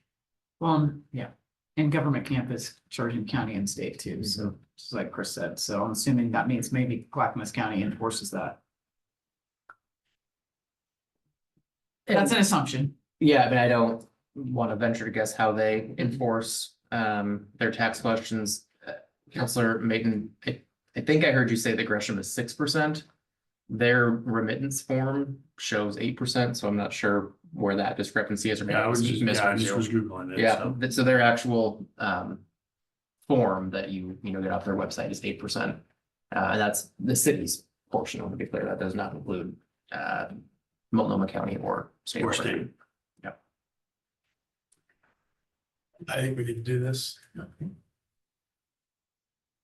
Are any other questions, comments? Can we call for a first reading of the ordinance 25-22, please? Yes, Mayor, this is an ordinance amending Sandy Municipal Code, chapter 3.28, transient lodging tax. May I have a motion to approve the first reading, please? I move to approve the first reading of ordinance 2025-22. Second, I'll second that. I have a motion from Counselor Wilkinson and a second from Counselor Hanley to approve ordinance 2025-22. All those voting in favor, vote aye. Aye. Opposed, nay? Nay. Oh, okay, we have, You know what that means, right? That means it doesn't go into effect. Yeah, that's okay. Okay, so that's 6-1 there. Yeah. Mhm.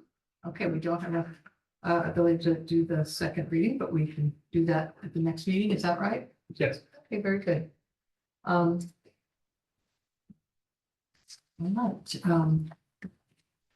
moving on to the next agenda item, we've got the, go pretty quickly, the supplemental budget for the biennium. We have the, it's obviously Tyler again, so, go ahead and tell us about the supplemental budget for the 2023-25. Yeah, thank you, Mayor and Council. Resolution 2025-23, a resolution adopting supplemental budget for the city of Sandy for biennium 23-25. So local budget law allows for changes to be made to a budget after adoption in certain circumstances, specifically when conditions or situations arise that were unknown at the time the budget was adopted. Again, for clarity, we're talking about the 23-25 budget, not the newly adopted 25-27 budget.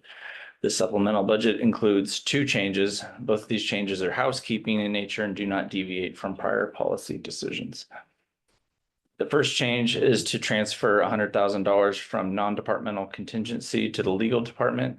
In the 23-25 biennium, we've had numerous land use issues, water and wastewater infrastructure needs, legal review of personnel matters.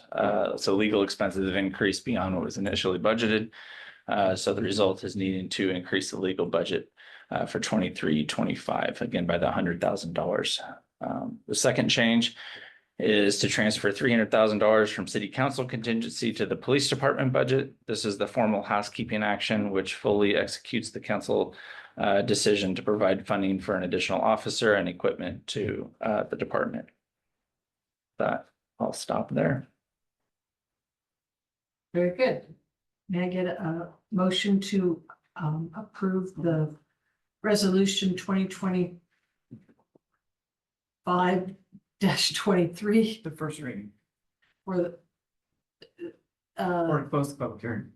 it's not a hearing. This one's not a hearing. It's Oh, sorry. just a resolution. Sorry, it's just a resolution, sorry. So it's just confusing because it's for 20, by end of I know. 2025. I know. Didn't go in my- 2025-23. I didn't notice that. Okay, so may I have a motion to approve resolution 2025-23? I'll make a motion that we pass resolution 2025-23. Man, I'm tongue tied as well. May I get a second, please? I'll second. I have a motion from Councilor Sheldon, and a second from Councilor Ramsayer to approve resolution 2025-23. All those in favor vote aye. Aye. Opposed, nay. Motion passes. We'll now have a public hearing on updating the master fee schedule update, resolution 2025-21.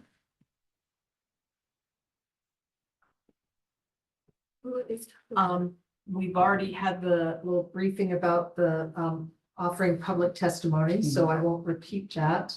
But I will go ahead and open the hearing at this point to state for open the public hearing for resolution 2025-21 at 8:34. May I call for any abstentions to declare? Hearing none, may I call for any conflicts of interest to declare? Hearing none, Tyler, may we please hear the staff report? Yes, Mayor. So this is a resolution amending the City of Sandy's master fee schedule. The City of Sandy has a number of fees and charges adopted by council resolution that are reflected in the master fee schedule. So this amendment includes a number of CPI-based inflationary increases for the new fiscal year. And I'm not going to go over all of these in detail, but the staff report and exhibit show a comprehensive list of all the changes. Many of the most notable ones that we're going to talk about were already discussed in the budget process, but we'll hit on those again. These increases are necessary to keep up with the cost of providing services, and additional revenue from fee increases was already built into the 25-27 budget. So I'm going to just kind of run through these changes by category. You'll see these in the staff report and also in the exhibit. The first, planning and building fees. Most of these were increased by an inflationary adjustment. Nothing special to note there. Public works fees. Note that these are not utility charges. These are public works fees, but utility charges are separate. Most of these fees were increased by an inflationary adjustment. One of the larger increases to note was the installation charge for 3/4 to 1 meter. Installation charges for those meters. That was increased from $475 to $775. I would note that your staff report says $750. This is incorrect. It's $775. Again, this increase is to recover the cost of actually doing the work. Stormwater charges. There's an increase to the stormwater charge by $1 per month per ERU. And this change reflects what was required to balance the stormwater budget, and that change was discussed during the budget process.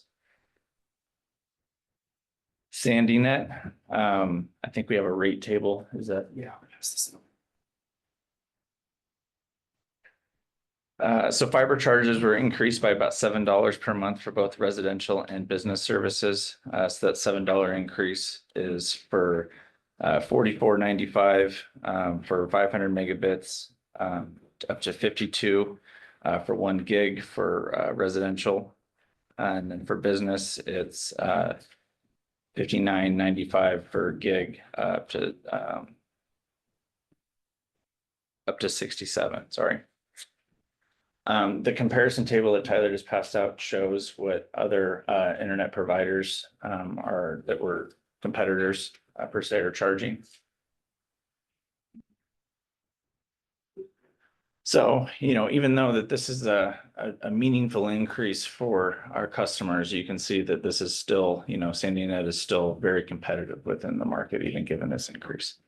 I'd also note, if I can just interject really Yeah. quick, Tyler, that many, if not all of those other local internet service providers offer, special like 12-month introductory pricing, and then that rate changes significantly. We don't do any gimmicks like that with Sandy Net, right? The rate we advertise is the rate we charge historically for many, many years. And this is a result of having that master plan work done. We are bringing that back on July 21st. July 21st for consideration and adoption. So the rate increase aligns with the information that's identified in that master plan document to sort of set the sustainability for Sandy Net. Take it back to you.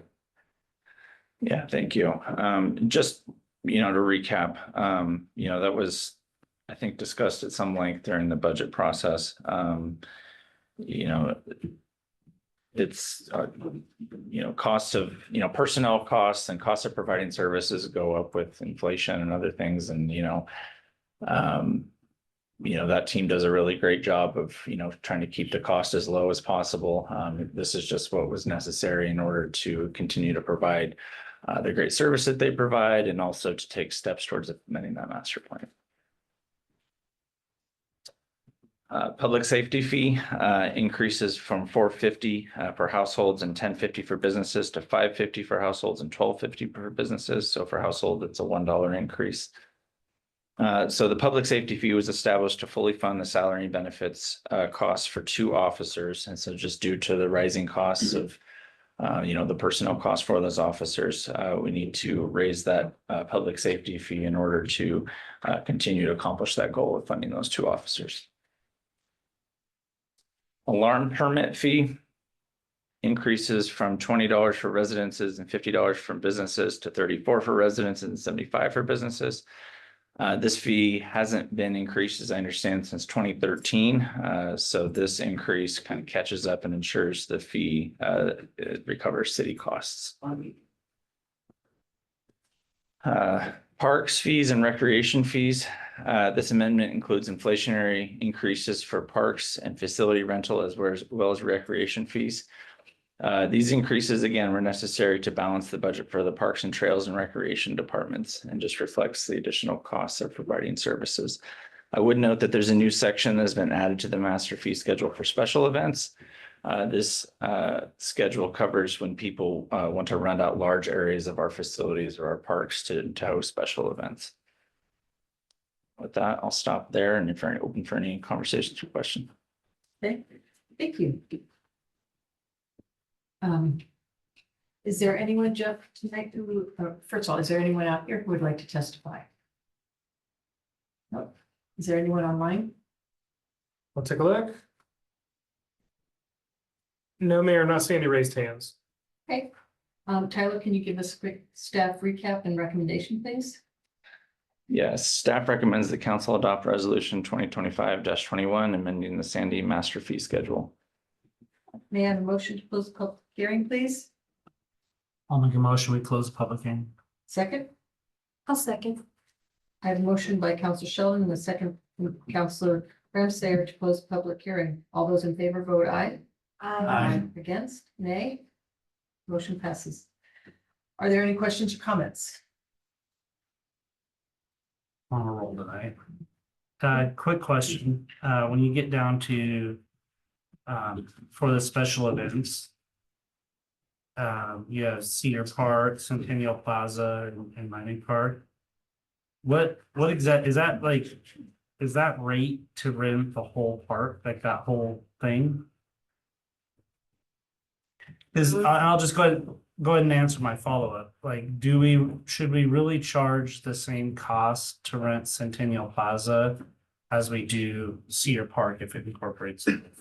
So those are for special event circumstances only, and only those locations would be authorized to host a special event. It's not saying that you're renting the whole park. It's, you would be renting a portion of a facility and then hosting any sort of special event that someone has dreamed up and brought to us. So does it have to go through like a special event approval? Yes. Okay. Okay. We have a whole internal process to identify what, if any, staff time is needed to facilitate that special event, if there's setup or takedown costs that the city needs to be a part of. Gosh, there's a whole lot more checklists or check boxes than what I just referenced. It's a policy in revision right now that we're working on. I have a question. Go ahead, Wendy. What is Q, historic or cultural resource fee? Sorry, under what section? No, I'm on page 80. It's under, it's the second page, exhibit A, and then Q. So that would be for a land use application where one of the land use planning goals involves preservation of cultural and historic resources. And so if somebody's trying to modify or define something as a cultural or historic resource, they submitting a land use application, that would be the application fee to do that. Well, So, yeah. that's a lot. Other questions? I I will just note in response to that, that many of those types of fees in planning and building are structured so that we can recover as much staff time as possible that goes into it, like the permit, application or process for that is not just as simple, like you take it in and stamp it, it's approved. It's hours and hours and hours of staff time, likely facilitating with either the county or the state or SHPO, what's that, State Historical Historical Preservation Preservation Office, thank you. And so we're trying to recoup the staff time that goes into facilitating those types of permits. They're not really money makers as much as just trying to break even on the time it takes for staff to process them. And in fact, I'll say state law requires that land use permitting fees must be either the actual or average cost of processing. So presumably Kelly is tracking that, and this is what it actually costs. So, I mean, cities can subsidize, but they cannot be more than the actual or average cost. Sure, I'm sorry, you say that if we don't, this doesn't exist yet in our community. If he's tracking it what information are we tracking and why is there a difference between, why did this fee exist if we, why did it exist and now that there's a new fee?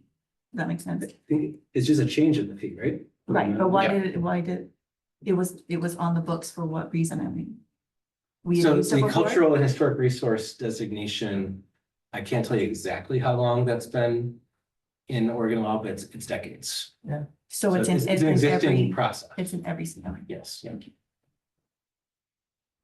I have one more of a comment than question, but when it comes to our public safety fee, I'm all for it. I'll go on the record as saying that.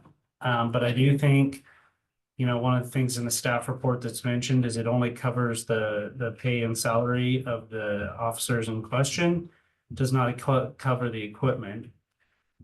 So therefore, we're gonna be on the hook for the rest of that, basically 65 cents per household. I feel like there are certain places that may utilize police services more than other, and I would like this council to support that we explore that and figure out if there's a way that we can, I'm not saying charge for that, but basically look at either a different fee structure that will incorporate while keeping things at a more status quo for our households, but maybe incorporate a more Equitable? well, yeah, Fair. for equitable in Based regards on to the use. levels of service that they consume. And so I think we need to, I'd like to ask staff that we explore that so that one, we can make up that 65 cents per house per month. And that also that we can recognize that those costs aren't going to be getting any cheaper. And so how do we balance that without continuing to add to our water bill? I think we need to explore that heavily. I had one question. Tiana, on those park rental fees, is that exclusive use of the entire park? No, ma'am? It can be, but it would be dependent on what that event is and what they're asking for. What we'd be looking at through that application process. Okay, all right. Like we have a special event coming up this Saturday in Mining Park, and they will be using the amphitheater, the large gazebo, and really just that corner of the park. Okay, so it's exclusive. Okay, great, thank you. Any other questions, comments? No, the only comment I'd like to say is we really need to figure out how to live within our means. There are a lot of houses for sale in this town right now, and I think it's a symptom. This town has gotten really expensive. And all we do is increase fees. Universally for everything. So just so there's no surprises, I will not be voting for this. So. I have a question on the 65 cents. For the public safety fee, it says you need to cover the additional equipment. We're missing a number. How much money would that raise? That, As you said, if you added 65 cents to this 550 or 1250, what we don't know is what that final. yeah, so for purposes of backing into that number, we assumed that the vehicle and equipment would have a 5-year life cycle, which I think is on par with what Chief would, both what he has seen with the equipment and vehicles that need to be replaced, but also with his, implementation plan of, You can ask them a different question. well, Okay, yeah, but all right. I'm getting to you. Okay. So we know what the cost of a vehicle is, right? So took those hard costs that we know, assumed that it could be spread over 5 years. So backing into that number, that 65 additional cents would generate about $76,000 worth of revenue over the biennium. That's the gap. So with that 76, why equally prorate it between the resident and the business since right now, the residence rate is running about 30% of the overall rate of the two. So in other words, I'm looking for a different two numbers, one number to increase the business cost for public safety and another number that would be less. Ratio wise, but match the same ratio. Right, shouldn't you prorate it the same way? You could argue that. I am arguing that. Yeah, I mean, I would argue that, we did a $2 increase across the board, so this would just, or I'm sorry, a $1 increase across the board, so this would just, in that scenario, be a $1.65 increase across the board. I don't think either one is wrong. This is just the number that we backed into based on the number of accounts that are paying a public safety fee. How do we land on the 10, the differentiation in the first place, though? Comfort level. We were. There was a desire, comfortable. there was a desire for commercial to Charge. pay more than residential, and we had a work session and backed into that number. and Well, I think we got should comfortable. continue that in terms of how we raise too. Going to Councilor Smallwoods, I mean. Not a big deal, but it would change the amount that we're putting on residents.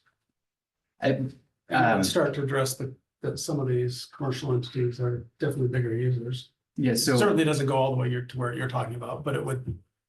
Starts it a little bit.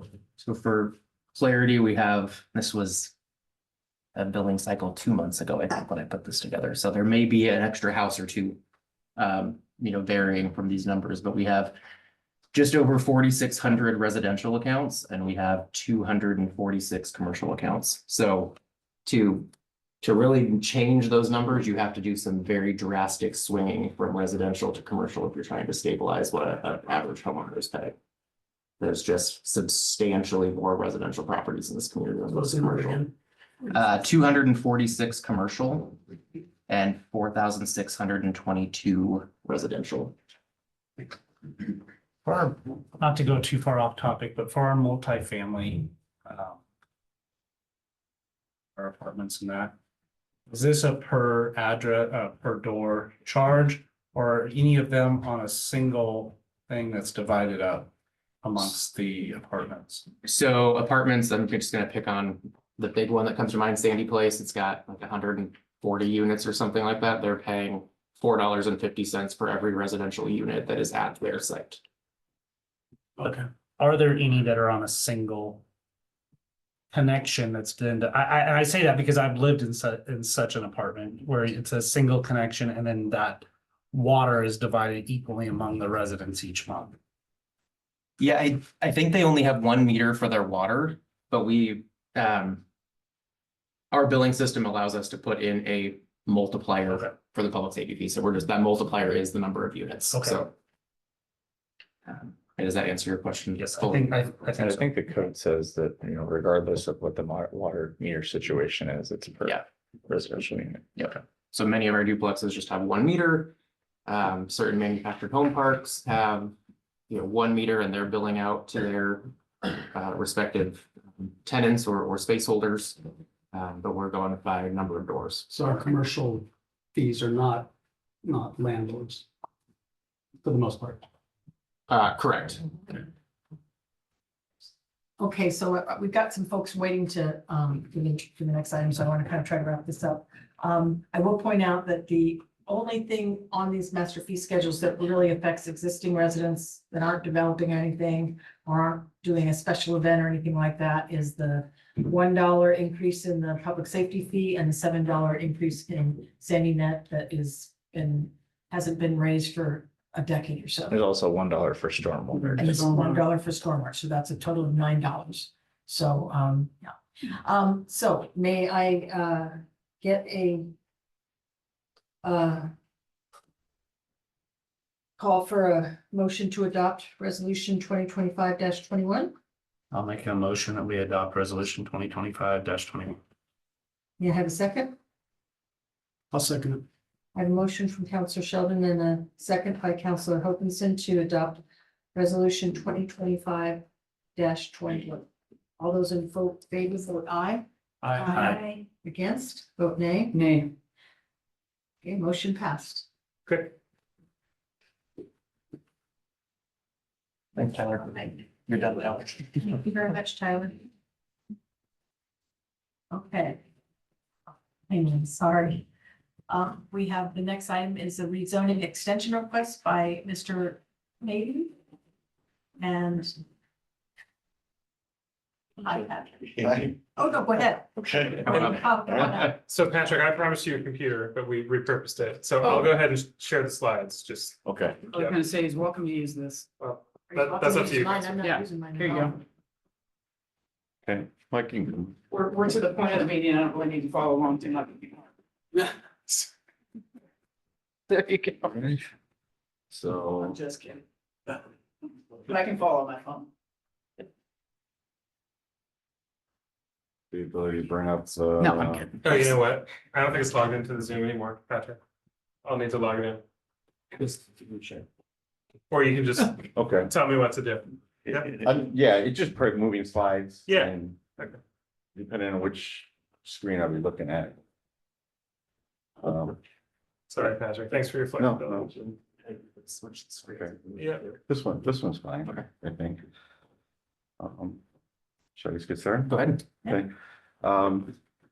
Good evening, Honorable Mayor and Council. I think I just want to start with, there's some council probably doesn't know who I am.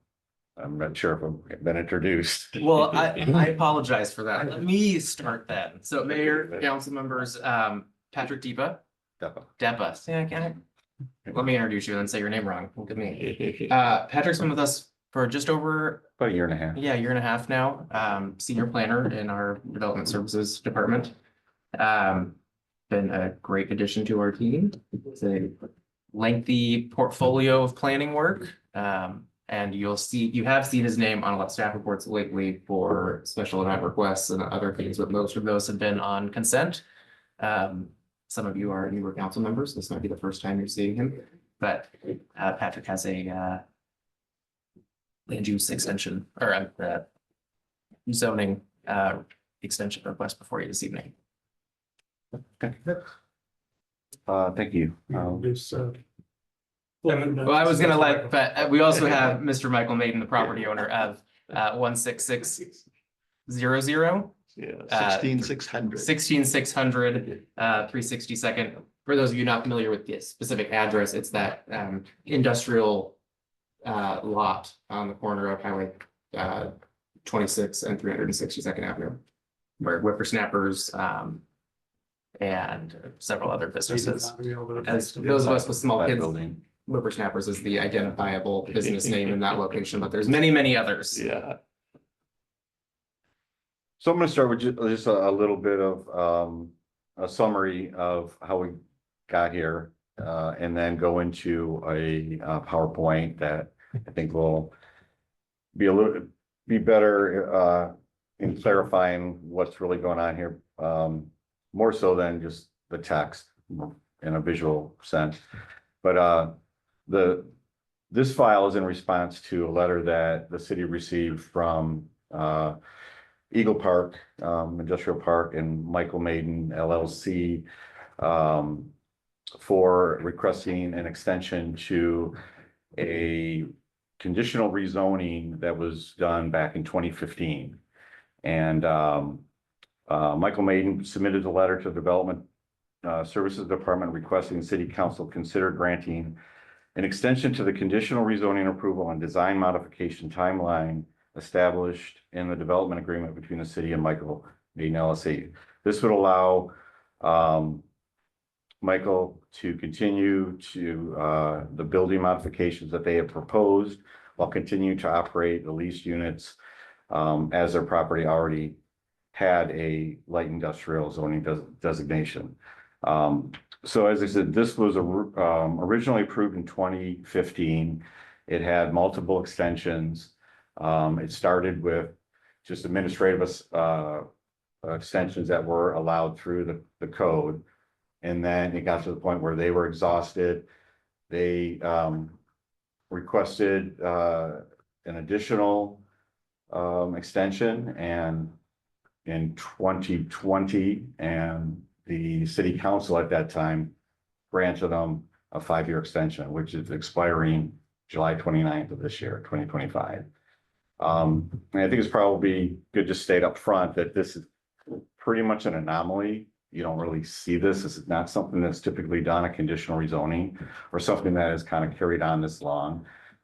This was done through there was multiple conditions that were put to this. One in particular was a development agreement, which established some timelines that they agreed to, and that's kind of how it got started. The conditional conditions of compliance, they were pretty much on target for all of the conditions.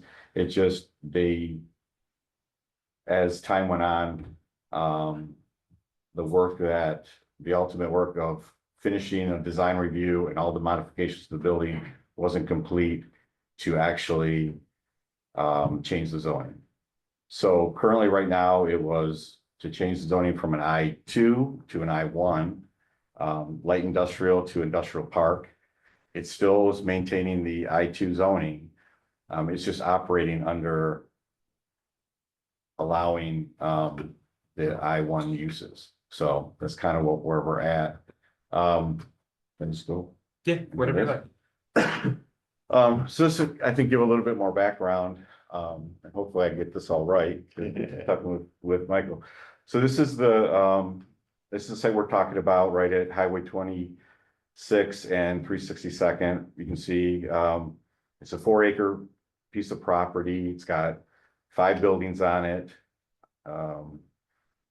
The one building that has the green roof is the Maiden building, and I just bring that up because I'll talk about it again here in a second. The other buildings do have names that we'll bring up.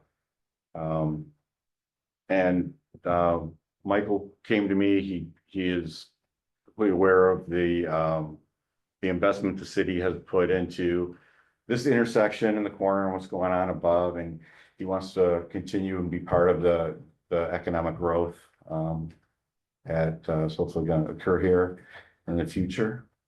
Guys. This slide is something Michael gave to me, just highlighting the Maiden building that I had just previously pointed out. This is being the construction of it back in '79. We bought it in '78, built the building in '79, and we moved our staff from Walla Walla down to Sandy, 1980, January 1, 1980. That barn looks real good right now.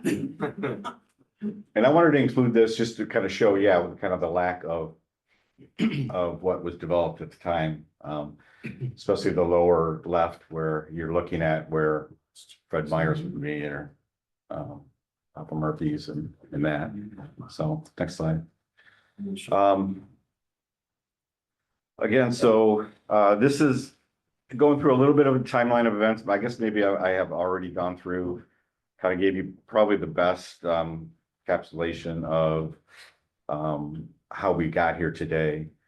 But the main terms of the agreement, the development agreement that I spoke of, was having a design review approval, which they did receive, and they did start some of the work, but that work hasn't been completed. So therefore, the terms of the development agreement haven't been completed, and therefore rezoning kind of stays in this limbo state. Next slide. So here's a slide, just exhibit for what currently zoned. The purple is the I2, red is C2, the teal is the industrial park, the I1. And you can see how when this gets rezoned, it will be the I1 will be a teal, but more importantly, it's the uses that are allowed in the I1. They're very, very similar to the C2. And what the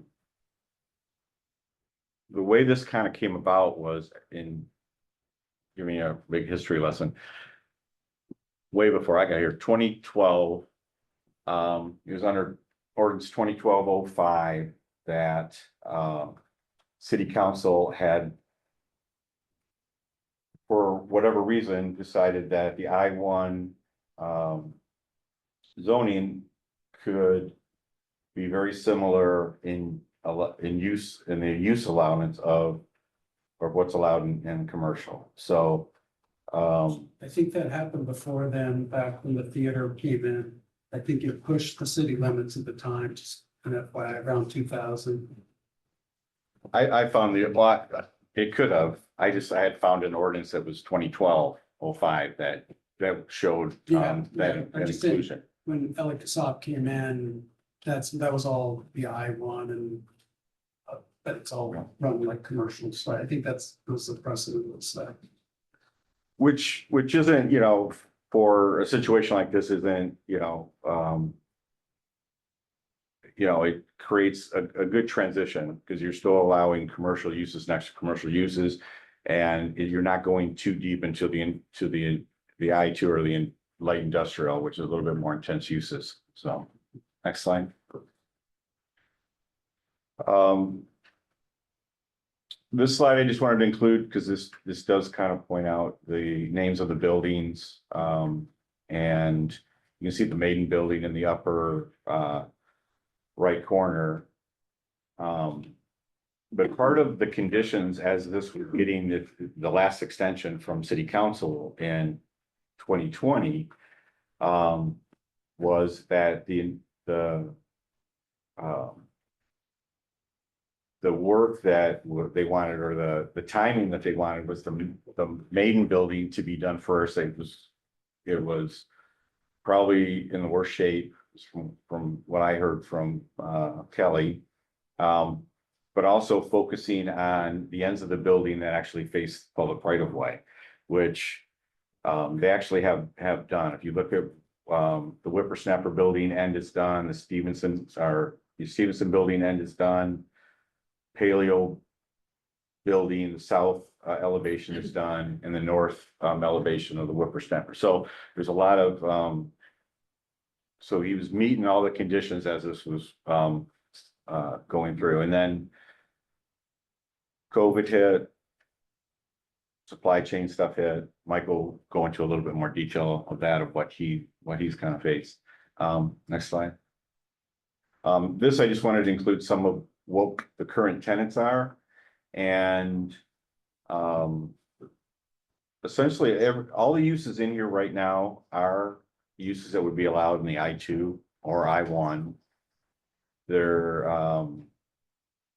He's got limited vacancy. He's doing pretty well in that case. And yeah, I think that's all I really want to just kind of give an idea of what's current. The buildings are multi-tenant. Some do have just one tenant that encapsulates the whole building. But there's multiple units, leasable units in all the buildings if needed. Next slide. Here's some existing conditions. This was taken, I think, last month. Currently what's going on the Platt Building. And next slide. Okay.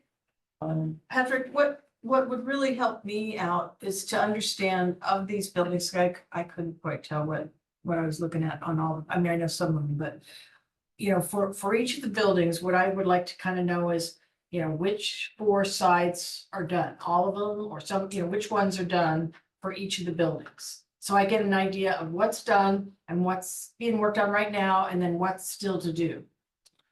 If you want to go back a couple of slides to where all of the buildings are, one more. Yeah. So the Maiden Building, the entire building is done. The Platt Building up at the top, the back and the east elevation are started. The Paleo Building, the south elevation is done.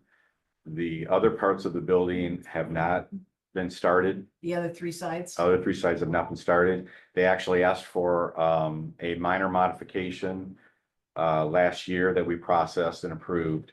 So that was, I think, the late start on that. The Whippersnapper Building, the west elevation, the north elevation, and part of the east elevation are complete. And then on the Stevenson Building, But not the south. but not the south. And on the Stevenson building, only the west elevation. Thank you. That helps. It's roughly 35–40% complete. So, so looking here, this is some of what you're looking at as far as the improvements go. And so you can see what was before existing kind of metal, your typical metal buildings to a little bit more design quality, sandy style design. Next slide. This, if you guys got this on your screen, can even zoom in. I mean, this is going to be the finished version of most of the buildings. Not all of them are going to be exactly like this, but most of them are. I just gave you 2 examples. And what I wanted to just point out in between what's existing and I think a lot of what was unexpected during the construction phase was if you looked at the buildings the way they are now, and they're the steel sided buildings, they're not compatible with this type of design work. Just, you can't put the hardy plank and stuff over right on top of the steel. The steel has to come off. The framing is completely incompatible with hardy plank and the horizontal siding. So you have to do new studs, new stringers all the way across. A lot of that was kind of found out, I was told it was found out afterwards. And then having to actually put siding on or put OSB to be able to attach it to. So there was a lot there underneath. Ambitious, excited, wanting to convert to the sandy style, but was kind of unaware of really what it all entailed. So that's why I wanted to kind of show you a little bit of that. And I think and Mike will go into, I think, a little bit more of the ups and downs that he's gone there. So the next slide. How about the next one, Jeff? Yeah, still got some space leased. This isn't a high volume area, so there's still a couple of vacancies that hopefully will get leased even through the construction phase. So there are, there still are some openings. That could be an I-1 or commercial style use, like a larger restaurant, or a restaurant with higher seating. That is, and I'll just make a quick comparison. Between the I-1 and the I-2, you can have a restaurant, you could have a small restaurant or seat in an I-2, but it's limited to a certain amount of seats. Whereas in the commercial and the I-1, you have an unlimited amount of seating that you can establish there. So that's kind of why the difference is coming down, is to open up and allowing for commodity type sales and businesses as well. Next slide.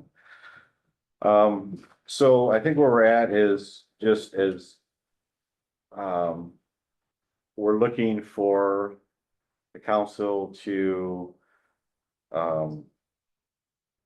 either grant Michael's request for an additional 5 years, or grant a shorter extension with maybe some time limits or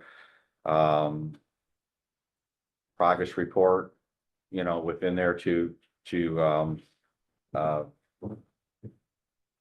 meet some specific deadlines or benchmarks that you want them to meet, or deny the extension. But we are recommending, staff believes that the idea of keeping the flexible approach, allowing the commercial uses into this is a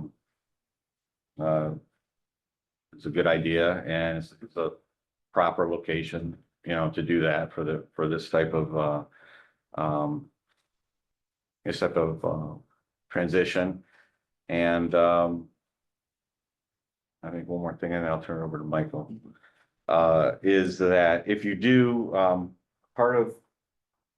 you've heard that there is a development agreement. It's wrapped up in all of this. And part of that is that even though the development agreement is still active, it doesn't have a sunset date on it. It says it's continuing until the work is done. But some of the terms in there state the deadlines that that were passed, that we're actually granting extensions on. So that we ask that if you do extend it, that you do it in a way or the motion that includes to authorize the city manager to enter into a revised development agreement with whatever council feels comfortable with. Okay, it's 9:15. We're gonna have a couple of minutes for you, Mr. Maiden, to kind of make some comments. I want to focus, if we could, on what's your priorities to get done soon? And, you know, what's your timeline for getting everything on the list, and what's your priorities for the list? And what's different now than why you couldn't meet it before? Well, we had, on the last extension, the 5-year extension, we lost 2 years of those 5 years with the COVID mess. And we couldn't buy siding anymore. They're rationing this or that and paint. So I really, that was an interruption that we didn't plan on. And it interrupted my tenants also. It was just a stressful time period. In the beginning, councils emphasized, do the maiden building first. That took a lot of time. We tore that building clear down to the floor and just the steel red iron, and then rebuilt it all. New roof, new sewer lines, new electrical services. Took a lot of money, a lot of time, but it's done now. Now we're focusing on these other buildings, and they're kind of going at the speed of our spending. These improvements they're self-funded by us. We don't have there are no grants for it like some of the other businesses got. We want to do it. We're committed to finish it. The tenants down there are very happy, and I want to keep them that way. Regardless of what happens tonight regarding the extension, we're committed to finishing these buildings. We don't want to go in debt necessarily over that, because there's a little bit of debate on whether I'm really raising the value of that property. I mean, some might say I am, but some of the conservative bankers I've talked to say, well, you're really not, because, is your rent going to change quickly and all of that. But so we want to do it. When we get done, we want to have a zone change to I-1. That'd be good. Because actually it was the city that came down to see me and offered that to me. I didn't seek that out.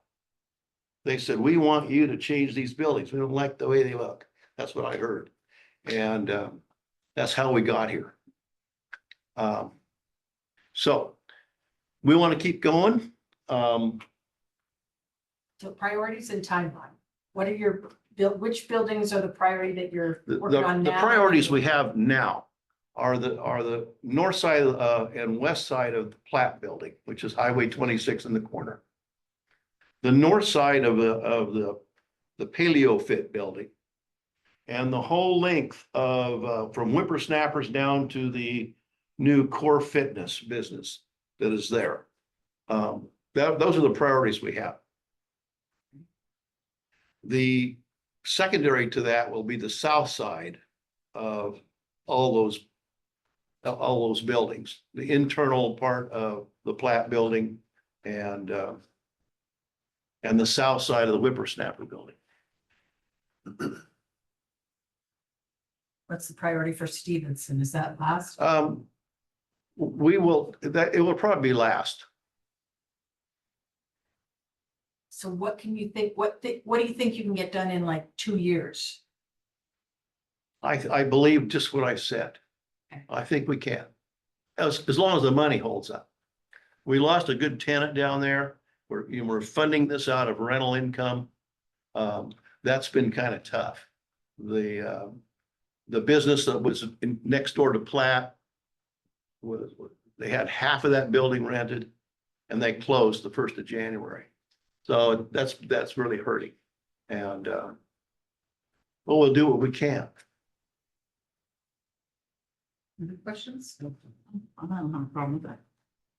Okay, so we have kind of some options here, as stated, that Patrick explained, for the recommendation as to whether to grant a requested extension of 5 years or grant a shorter extension of 2 years with the option for the council to extend to the full 5 years if the progress is satisfactory after 2 years, or to deny the extension.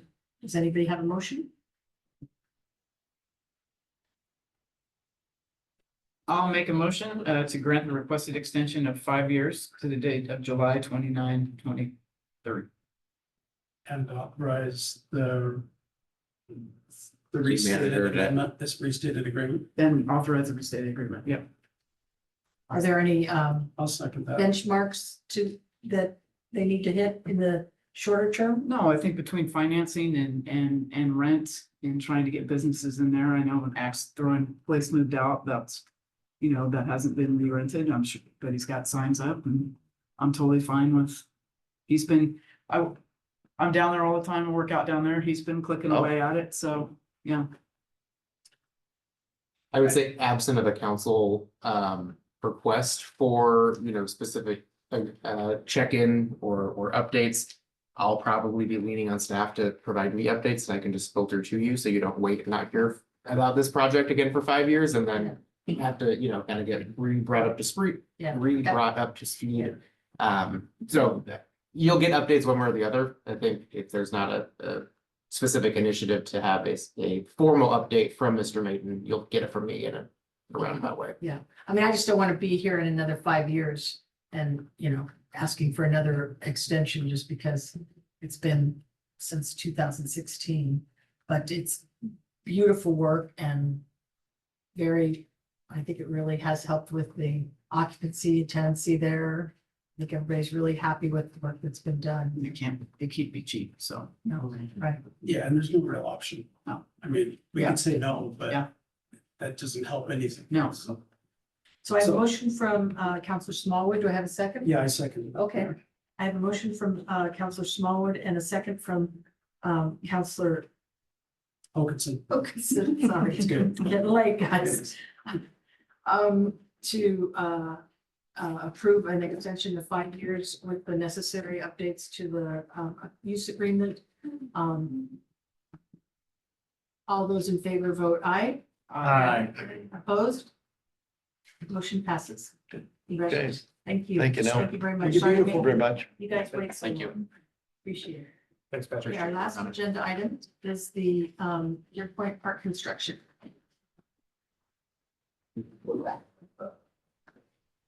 It is a revolving door of faces this evening.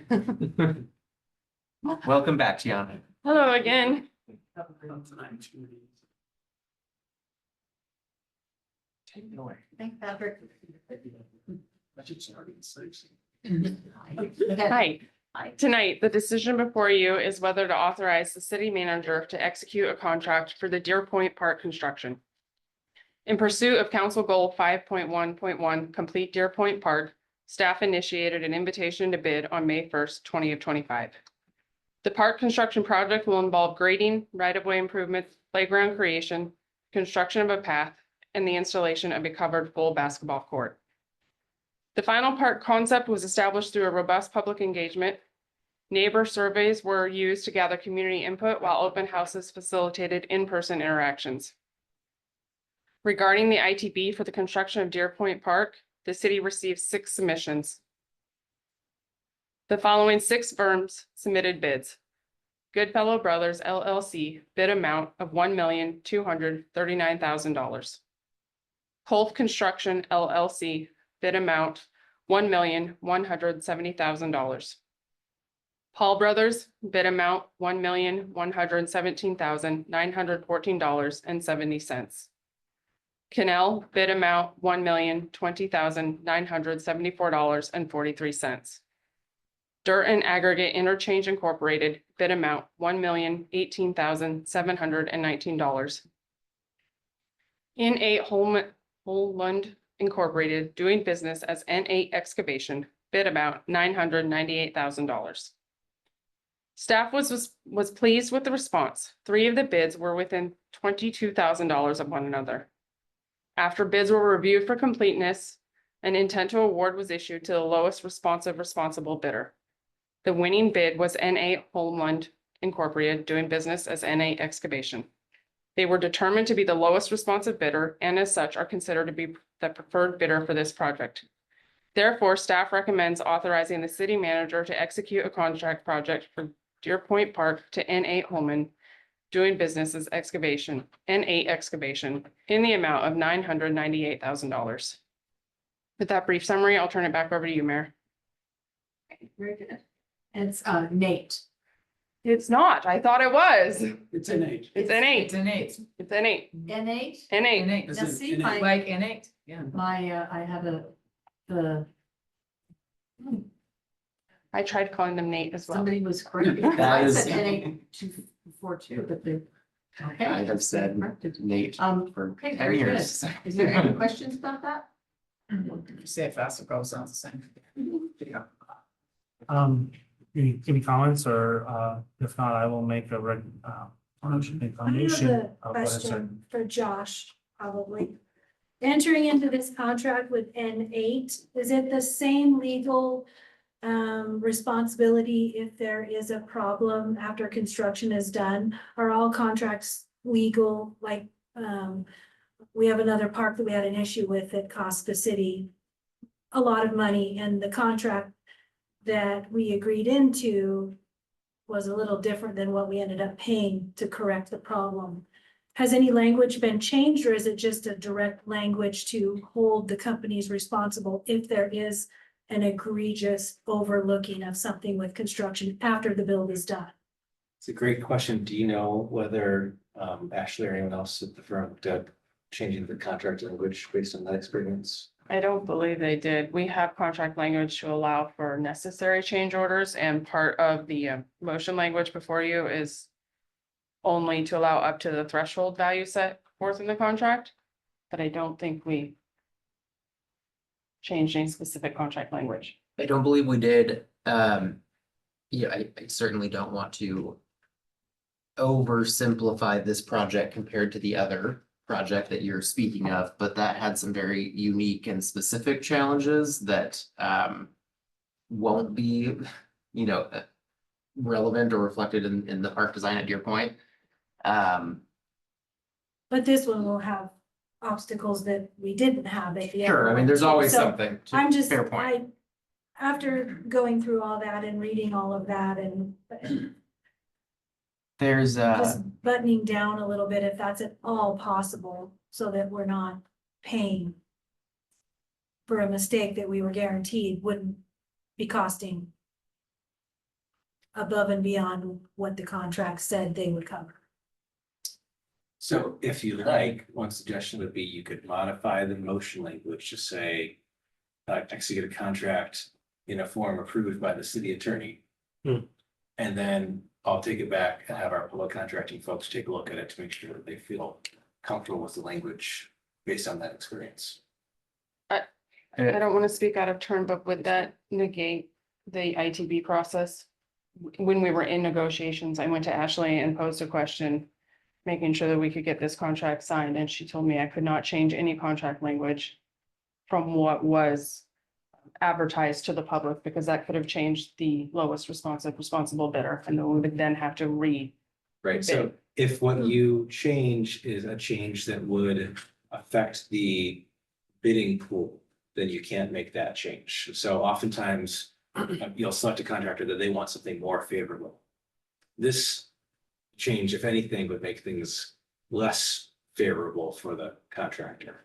So I think it would probably be acceptable. We'll have to look at specifically what that language change would be, if any is even needed. I do want to add that on page 136 of the packet, I don't know what page of the contract this is. But it's section 3.9.1, the actual contract.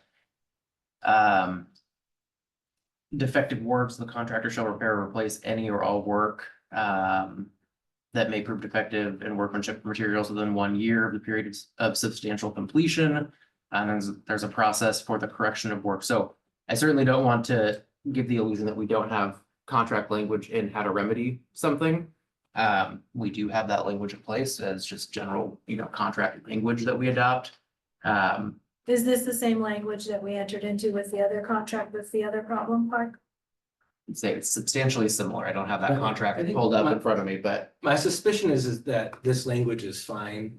And that the language wasn't the problem with the prior contractor, is that whenever you get into a construction dispute, it's Right, always costly and complicated. and I guess that's what I was wondering, is there a way that we can kind of bring that closer together, whether it's the language or a contract dispute, so that we're not left up here and they're down here thinking everything's great, and they come up here, but we have to come back down here and fix it. I think part of it, especially with the last Cedar Park, was design versus construction, so separate contracts. And somewhere in between, a design spec got missed on putting the drainage in that we needed, so to that end, this is just construction, right? This isn't the design. So if something's missed on design, But I thought the The city contractor's was not on the very hooks for clear on where those wells needed to go to. right, so, but it's which contracts? So in this case, we're just looking at the construction, so if that design isn't solid, or if they're missing something, we're on the hook for it at this point. Unless we can go back to the architect, but generally they're like, architects have a whole lot. And I think the other thing that, entered into is we had two different contractors on the same site with, Cedar Park. I mean, that was a convoluted, It was- yeah, fantastic project in the end, but messy along the way. And the pump track was, it's not like your usual. The standard. Yeah, standard thing. So I think there was a lot of reasons, and we probably could have taken it to the mat and, and not had to pay anything if we really wanted to, but we were trying to get it done very quickly. And we were still within budget overall yeah. with that. And specific actually, they project. paid most of it and we paid some of it, so. Anyway, but yeah, I have that's a one- good question to bring up, just to make sure that we've got that covered. I have one more question too, along the same lines. One of the lessons learned on that last one, we have our public works people look at the final design. Public Works reviews throughout Park the design. process, they do. They've been looking at That's our what we plans. missed on the sewer and some of the way, or not the sewer, the stormwater. And that other one got missed because we only went in for the land use, the permits. We didn't actually use them as an internal consultant. And that was, in my mind, that was a major flaw in Cedar Park. So I'm hearing that we probably haven't on this one, Well, because the drainage issue here, I mean, they've reviewed the plans. They have reviewed the plans. Yeah, Cool. but I think that the drainage issue and the volume of water issue and the stormwater management issue is just vastly different from Cedar Park to this park. just don't want to relearn Yeah. the same lesson. Thanks. Yep. Yeah, but Comments? I will make a motion. I move to authorize the city manager to, one, execute a contract with M8 Holman Inc. DBA M8 Excavation for the construction of Deer Point Park in an amount not to exceed $998,000. And part two, execute all subsequent change orders pursuant to the terms of the contract up to the appropriate threshold values set forth in the contract. I have a motion by Councilor Sheldon, a second. I'll second the motion. I have a second from Councilor Ramsayer. All those in favor of voting for the, to award the contract as stated, vote aye. Aye. Opposed, vote nay. Motion passes. Okay. Tyler, look at your. Yeah. Thank you so much, Kim. Thank you. Thank you, Mayor.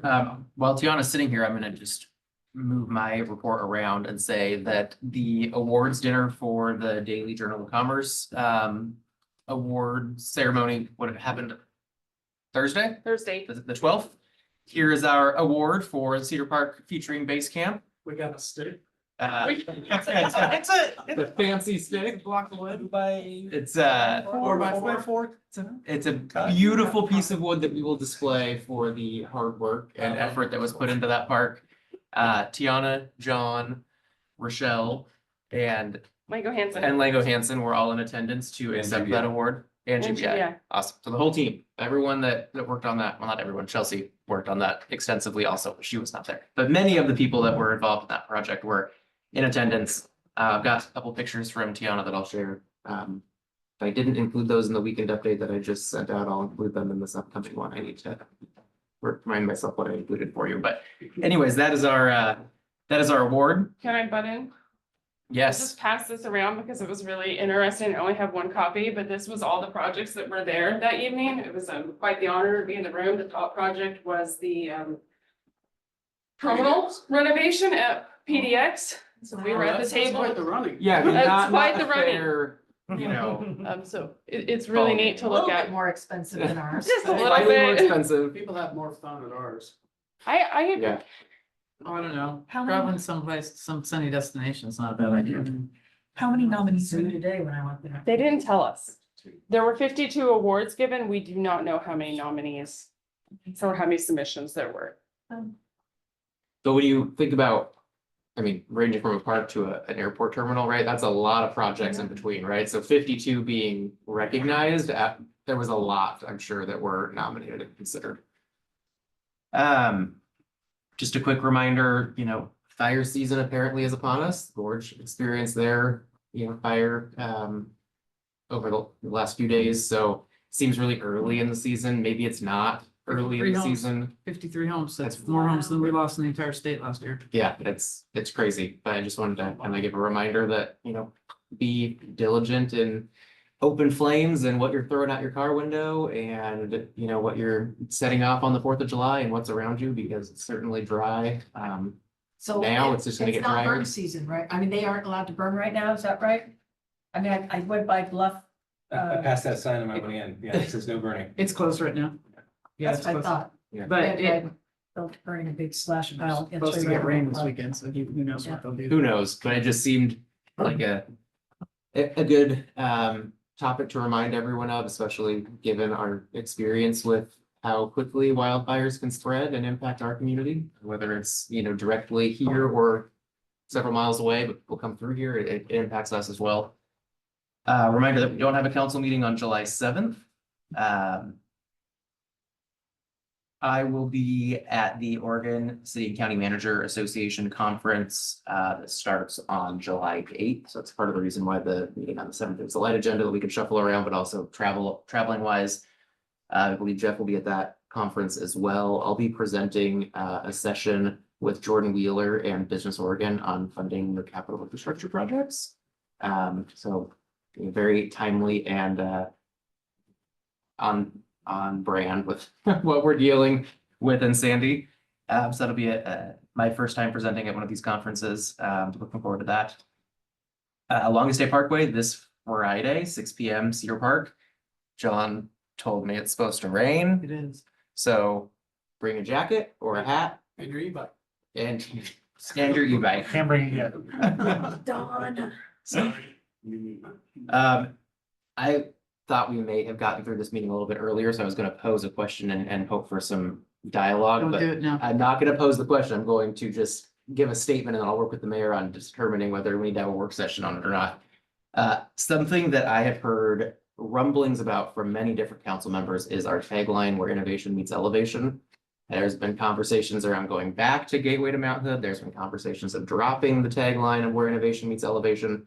I would love to get some clear direction on what this council wants to do with that tagline, because if we are working on rebranding or marketing, I don't want to include something that many of you dislike or don't agree with. I want to make sure that we have good direction, that we're supportive of the tagline or not supportive of the tagline. I'm not going to ask for your feedback now, but I think it's, I'd like to get some good feedback and have a conversation around that in the near future so that we can, so I can direct staff on what to use or what not to use.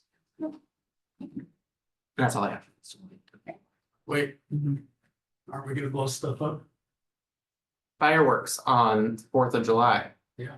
Thank you. graciously sponsored by Clackamas County Bank. Again, they're a fantastic partner with that event. There is visuals online on the city's website, social media. I think we have some handouts at City Hall, probably at the community center and library as well, for where parking is located at. Starts at dusk, when you can see them. I was gonna ask, did we tie something to fire danger, fireworks, all of that stuff, or is it still common sense applies? What should be common sense? What should be common sense applies, Okay. so, yeah, we didn't implement any additional We didn't copy regulations Gresham or or anything Portland or like that. anybody. Hmm? We didn't copy Gresham or Portland with, we still allow approved fireworks in the streets and neighborhoods. And we have the specific fallout zone that's required with our contractor that we use. I don't remember the exact lineal feet of that. I think it's 50 in one direction based on the wind and longer in another direction. Clackamas County's up for supporting us. We got in trouble one year when the local fire department couldn't. That was a snafu. I will confirm that Clackamas Fire has been, historically, we have communicated with them proactively. I assume we have done that as well, but I have not confirmed that or followed up on that. Cool. Any feedback from anyone in the audience that may know that? Okay, perfect.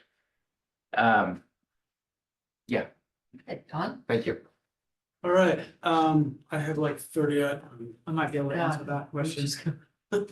Oh, Nelly, I'm sorry. Is there anything you'd Yeah. like to update us on I don't since really the last have- meeting? I don't really have much of an update for you guys, other than we're still in communications with Christine Drazen and Senator Bonham, and we're in that holding pattern, hoping that when the bill does drop with all the LISA projects, we're on it. So it usually pops about 10 days before the end of session. So there's talks about maybe it will drop on Wednesday, but we're still.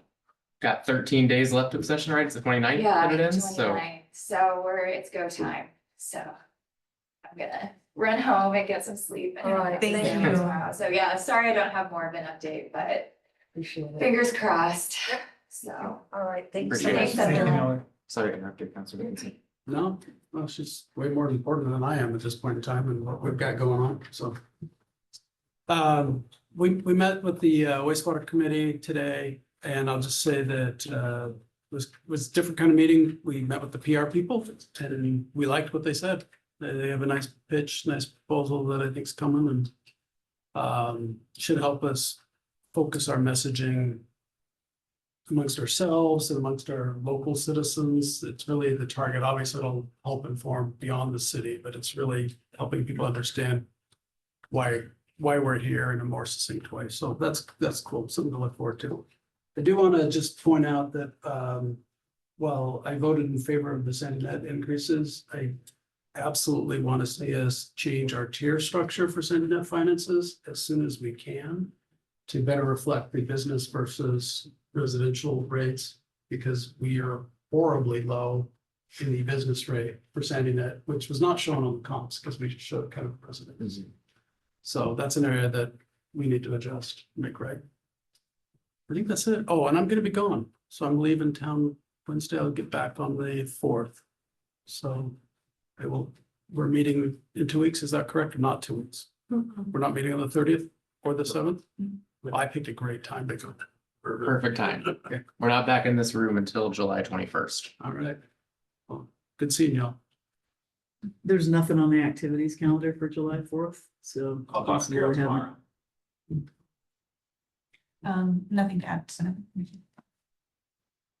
I had my transit advisory board meeting last week, 2 weeks ago. No, last week. 2 weeks ago. Sorry, it's been a long time. Andy's got a lot of transition going on right now. She's got the new company coming in. She is having to say goodbye to her general manager, Tamra. She's staying with the current company that the transit department is going with, but Andy's confident that she's gonna fill the space and the new company is gonna be good for her drivers. She's got her new buses due to be delivered at the end of June. She's working on, getting some new wraps for the buses. All of the SAM buses, I believe, that incorporate more than just the Mountain View. Different places in Sandy to kind of showcase on the side of the transit vehicles. She's also adding some, after COVID, she did some research and she's adding a couple stops in Estacada. The numbers are coming up. They're trending up towards where they were before the pandemic. And so they're adjusting just slightly, a few minutes on the top of the routes and a little bit as they go down, but they're adding 2 Estacada stops. And I believe that when the new company comes in, the new drivers will be bidding on those routes. And so I think is that right, Muna? Those are set to change when the Yes. driver bids come in and everything transitions over. So, she's got a lot going on. She has, grants secured, ODOT grants secured through 2026. And kind of after that, it's kind of a play by ear with what the government is doing with some of the funding and all of how that's working. I'm looking forward to the longest day event on Friday. I'll bring an umbrella in case we don't have a tent, but it is Oregon and it's June, so it's gonna rain. I drove down Industrial several times this week and there's much less population down past the complexes. Yeah, down behind Tractor Supply, they seem to be moving somewhere. But there was less trash, there was less vehicles, and I didn't see a whole lot of people out doing things people probably shouldn't be doing on the side of the road. The other thing I wanted to bring up, I'll be quick, I know it's late. I like, and this is for Chief Husky and his crew, I like the visibility of the police now. I see them way more.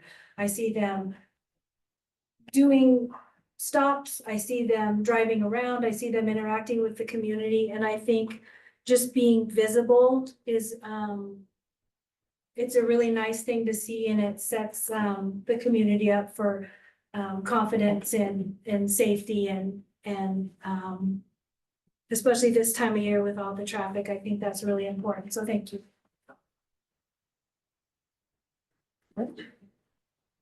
I'm gonna be really brief. Had economic development board meeting sometime before this meeting, the last city council we had. Had a lot of discussion around how we can, well, what's that? Last week. Was it last week? Yeah, it seemed like a lot. But my interpretation or my takeaway was it felt like we had a lot of discussion, a lot of kind of dreaming, I guess, but about how we can focus on what we can do now, with our ERU allocations and that. What improvements can we do now? Obviously, what does it look like afterwards? And then a little bit of how can we leverage our urban renewal funds to help with that? In addition to code and all the other stuff. So that was about it. Do you have anything, you guys have anything to add? Oh, that's Okay, that's all I got. I got nothing. All right, I'll add economic development. We introduced, I think his name was John Lang to the rest. Lagarza. Sorry, he presented in front of us before, but he then got in front of the whole economic development group, introduced them, and then did everything that Rich talked about. So I think the direction is going to be wonderful as we narrow the scope into what we're trying to achieve. I also was part of the wastewater communication meeting today, this afternoon, and it was a new kind of meeting for me because usually it's all about data and what are we doing, and this was about how we're going to express ourselves. And it was really refreshing to see a new outlook by this company, so I'm excited to see what the final product looks like and be a part of that as it continues to grow. So with everything else being said, I would just echo everything that Don said it did. So Great, thank you.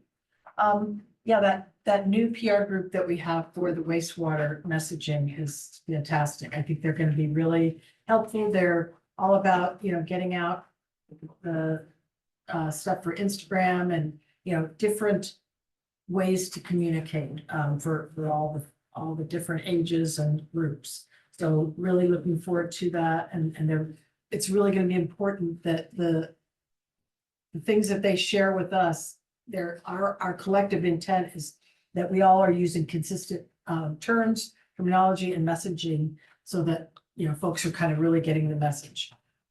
So you'll be hearing more from them about what's planned. I am looking forward to the Longest Day Parkway. That sounds really fun. I am going to be on Monday, the 23rd. I'm going to be on the COIN, Channel 6 does, you know, mayor updates every so often. So they invited me to come, and I'm going to have a little bit of video footage of the new park. I kind of asked if they could come out and do some camera work and all, but they didn't think they could make it out in time. I have been at the park a few times this last week, and every time there was a police officer there. In fact, there was two yesterday. I mean, one, you know, I saw one, and then we had hung around for a long time, and then I saw another one. So I'm thrilled with the attention and the patrolling, echoing what Councilor Ramsayer said about they're just more visible, and I really appreciate that. I also went to a library task force meeting, that's where I was representing the urban mayors. I mean, the rural mayors, excuse me. And so basically the rural, Sandy, Estacada, Canby, and Malala are for the lowest funded library systems per person. This is a district, and so one of the messages that I took forward, but everybody also kind of agreed, was that, you know, we need more equity. This is a district, and there's no reason why, you know, Malala should be getting $27 per person for their library, and Lake Oswego should be getting $82. That's just ridiculous. So there's really, I think, a consensus there about getting more equity into how that's figured. There's also kind of the equity because all the unincorporated areas get 54, and the cities get far less. So we're going to continue. We're going to hopefully kind of finish all that up by September. So we've got some meetings planned in July and August. And finally, the economic development meeting went very well. I think, you know, my hope is that we can focus on some short-term things that we can do. It was helpful to kind of talk about some of that, you know, bigger dreams and, you know, what if, but because of the moratorium and all that, we've got some good thoughts about what we can do in the short term to deal with some of the existing vacancies that we have in town and some other economic development projects. So that's all I have. Are there any other comments? Oh, okay, let's get out of here.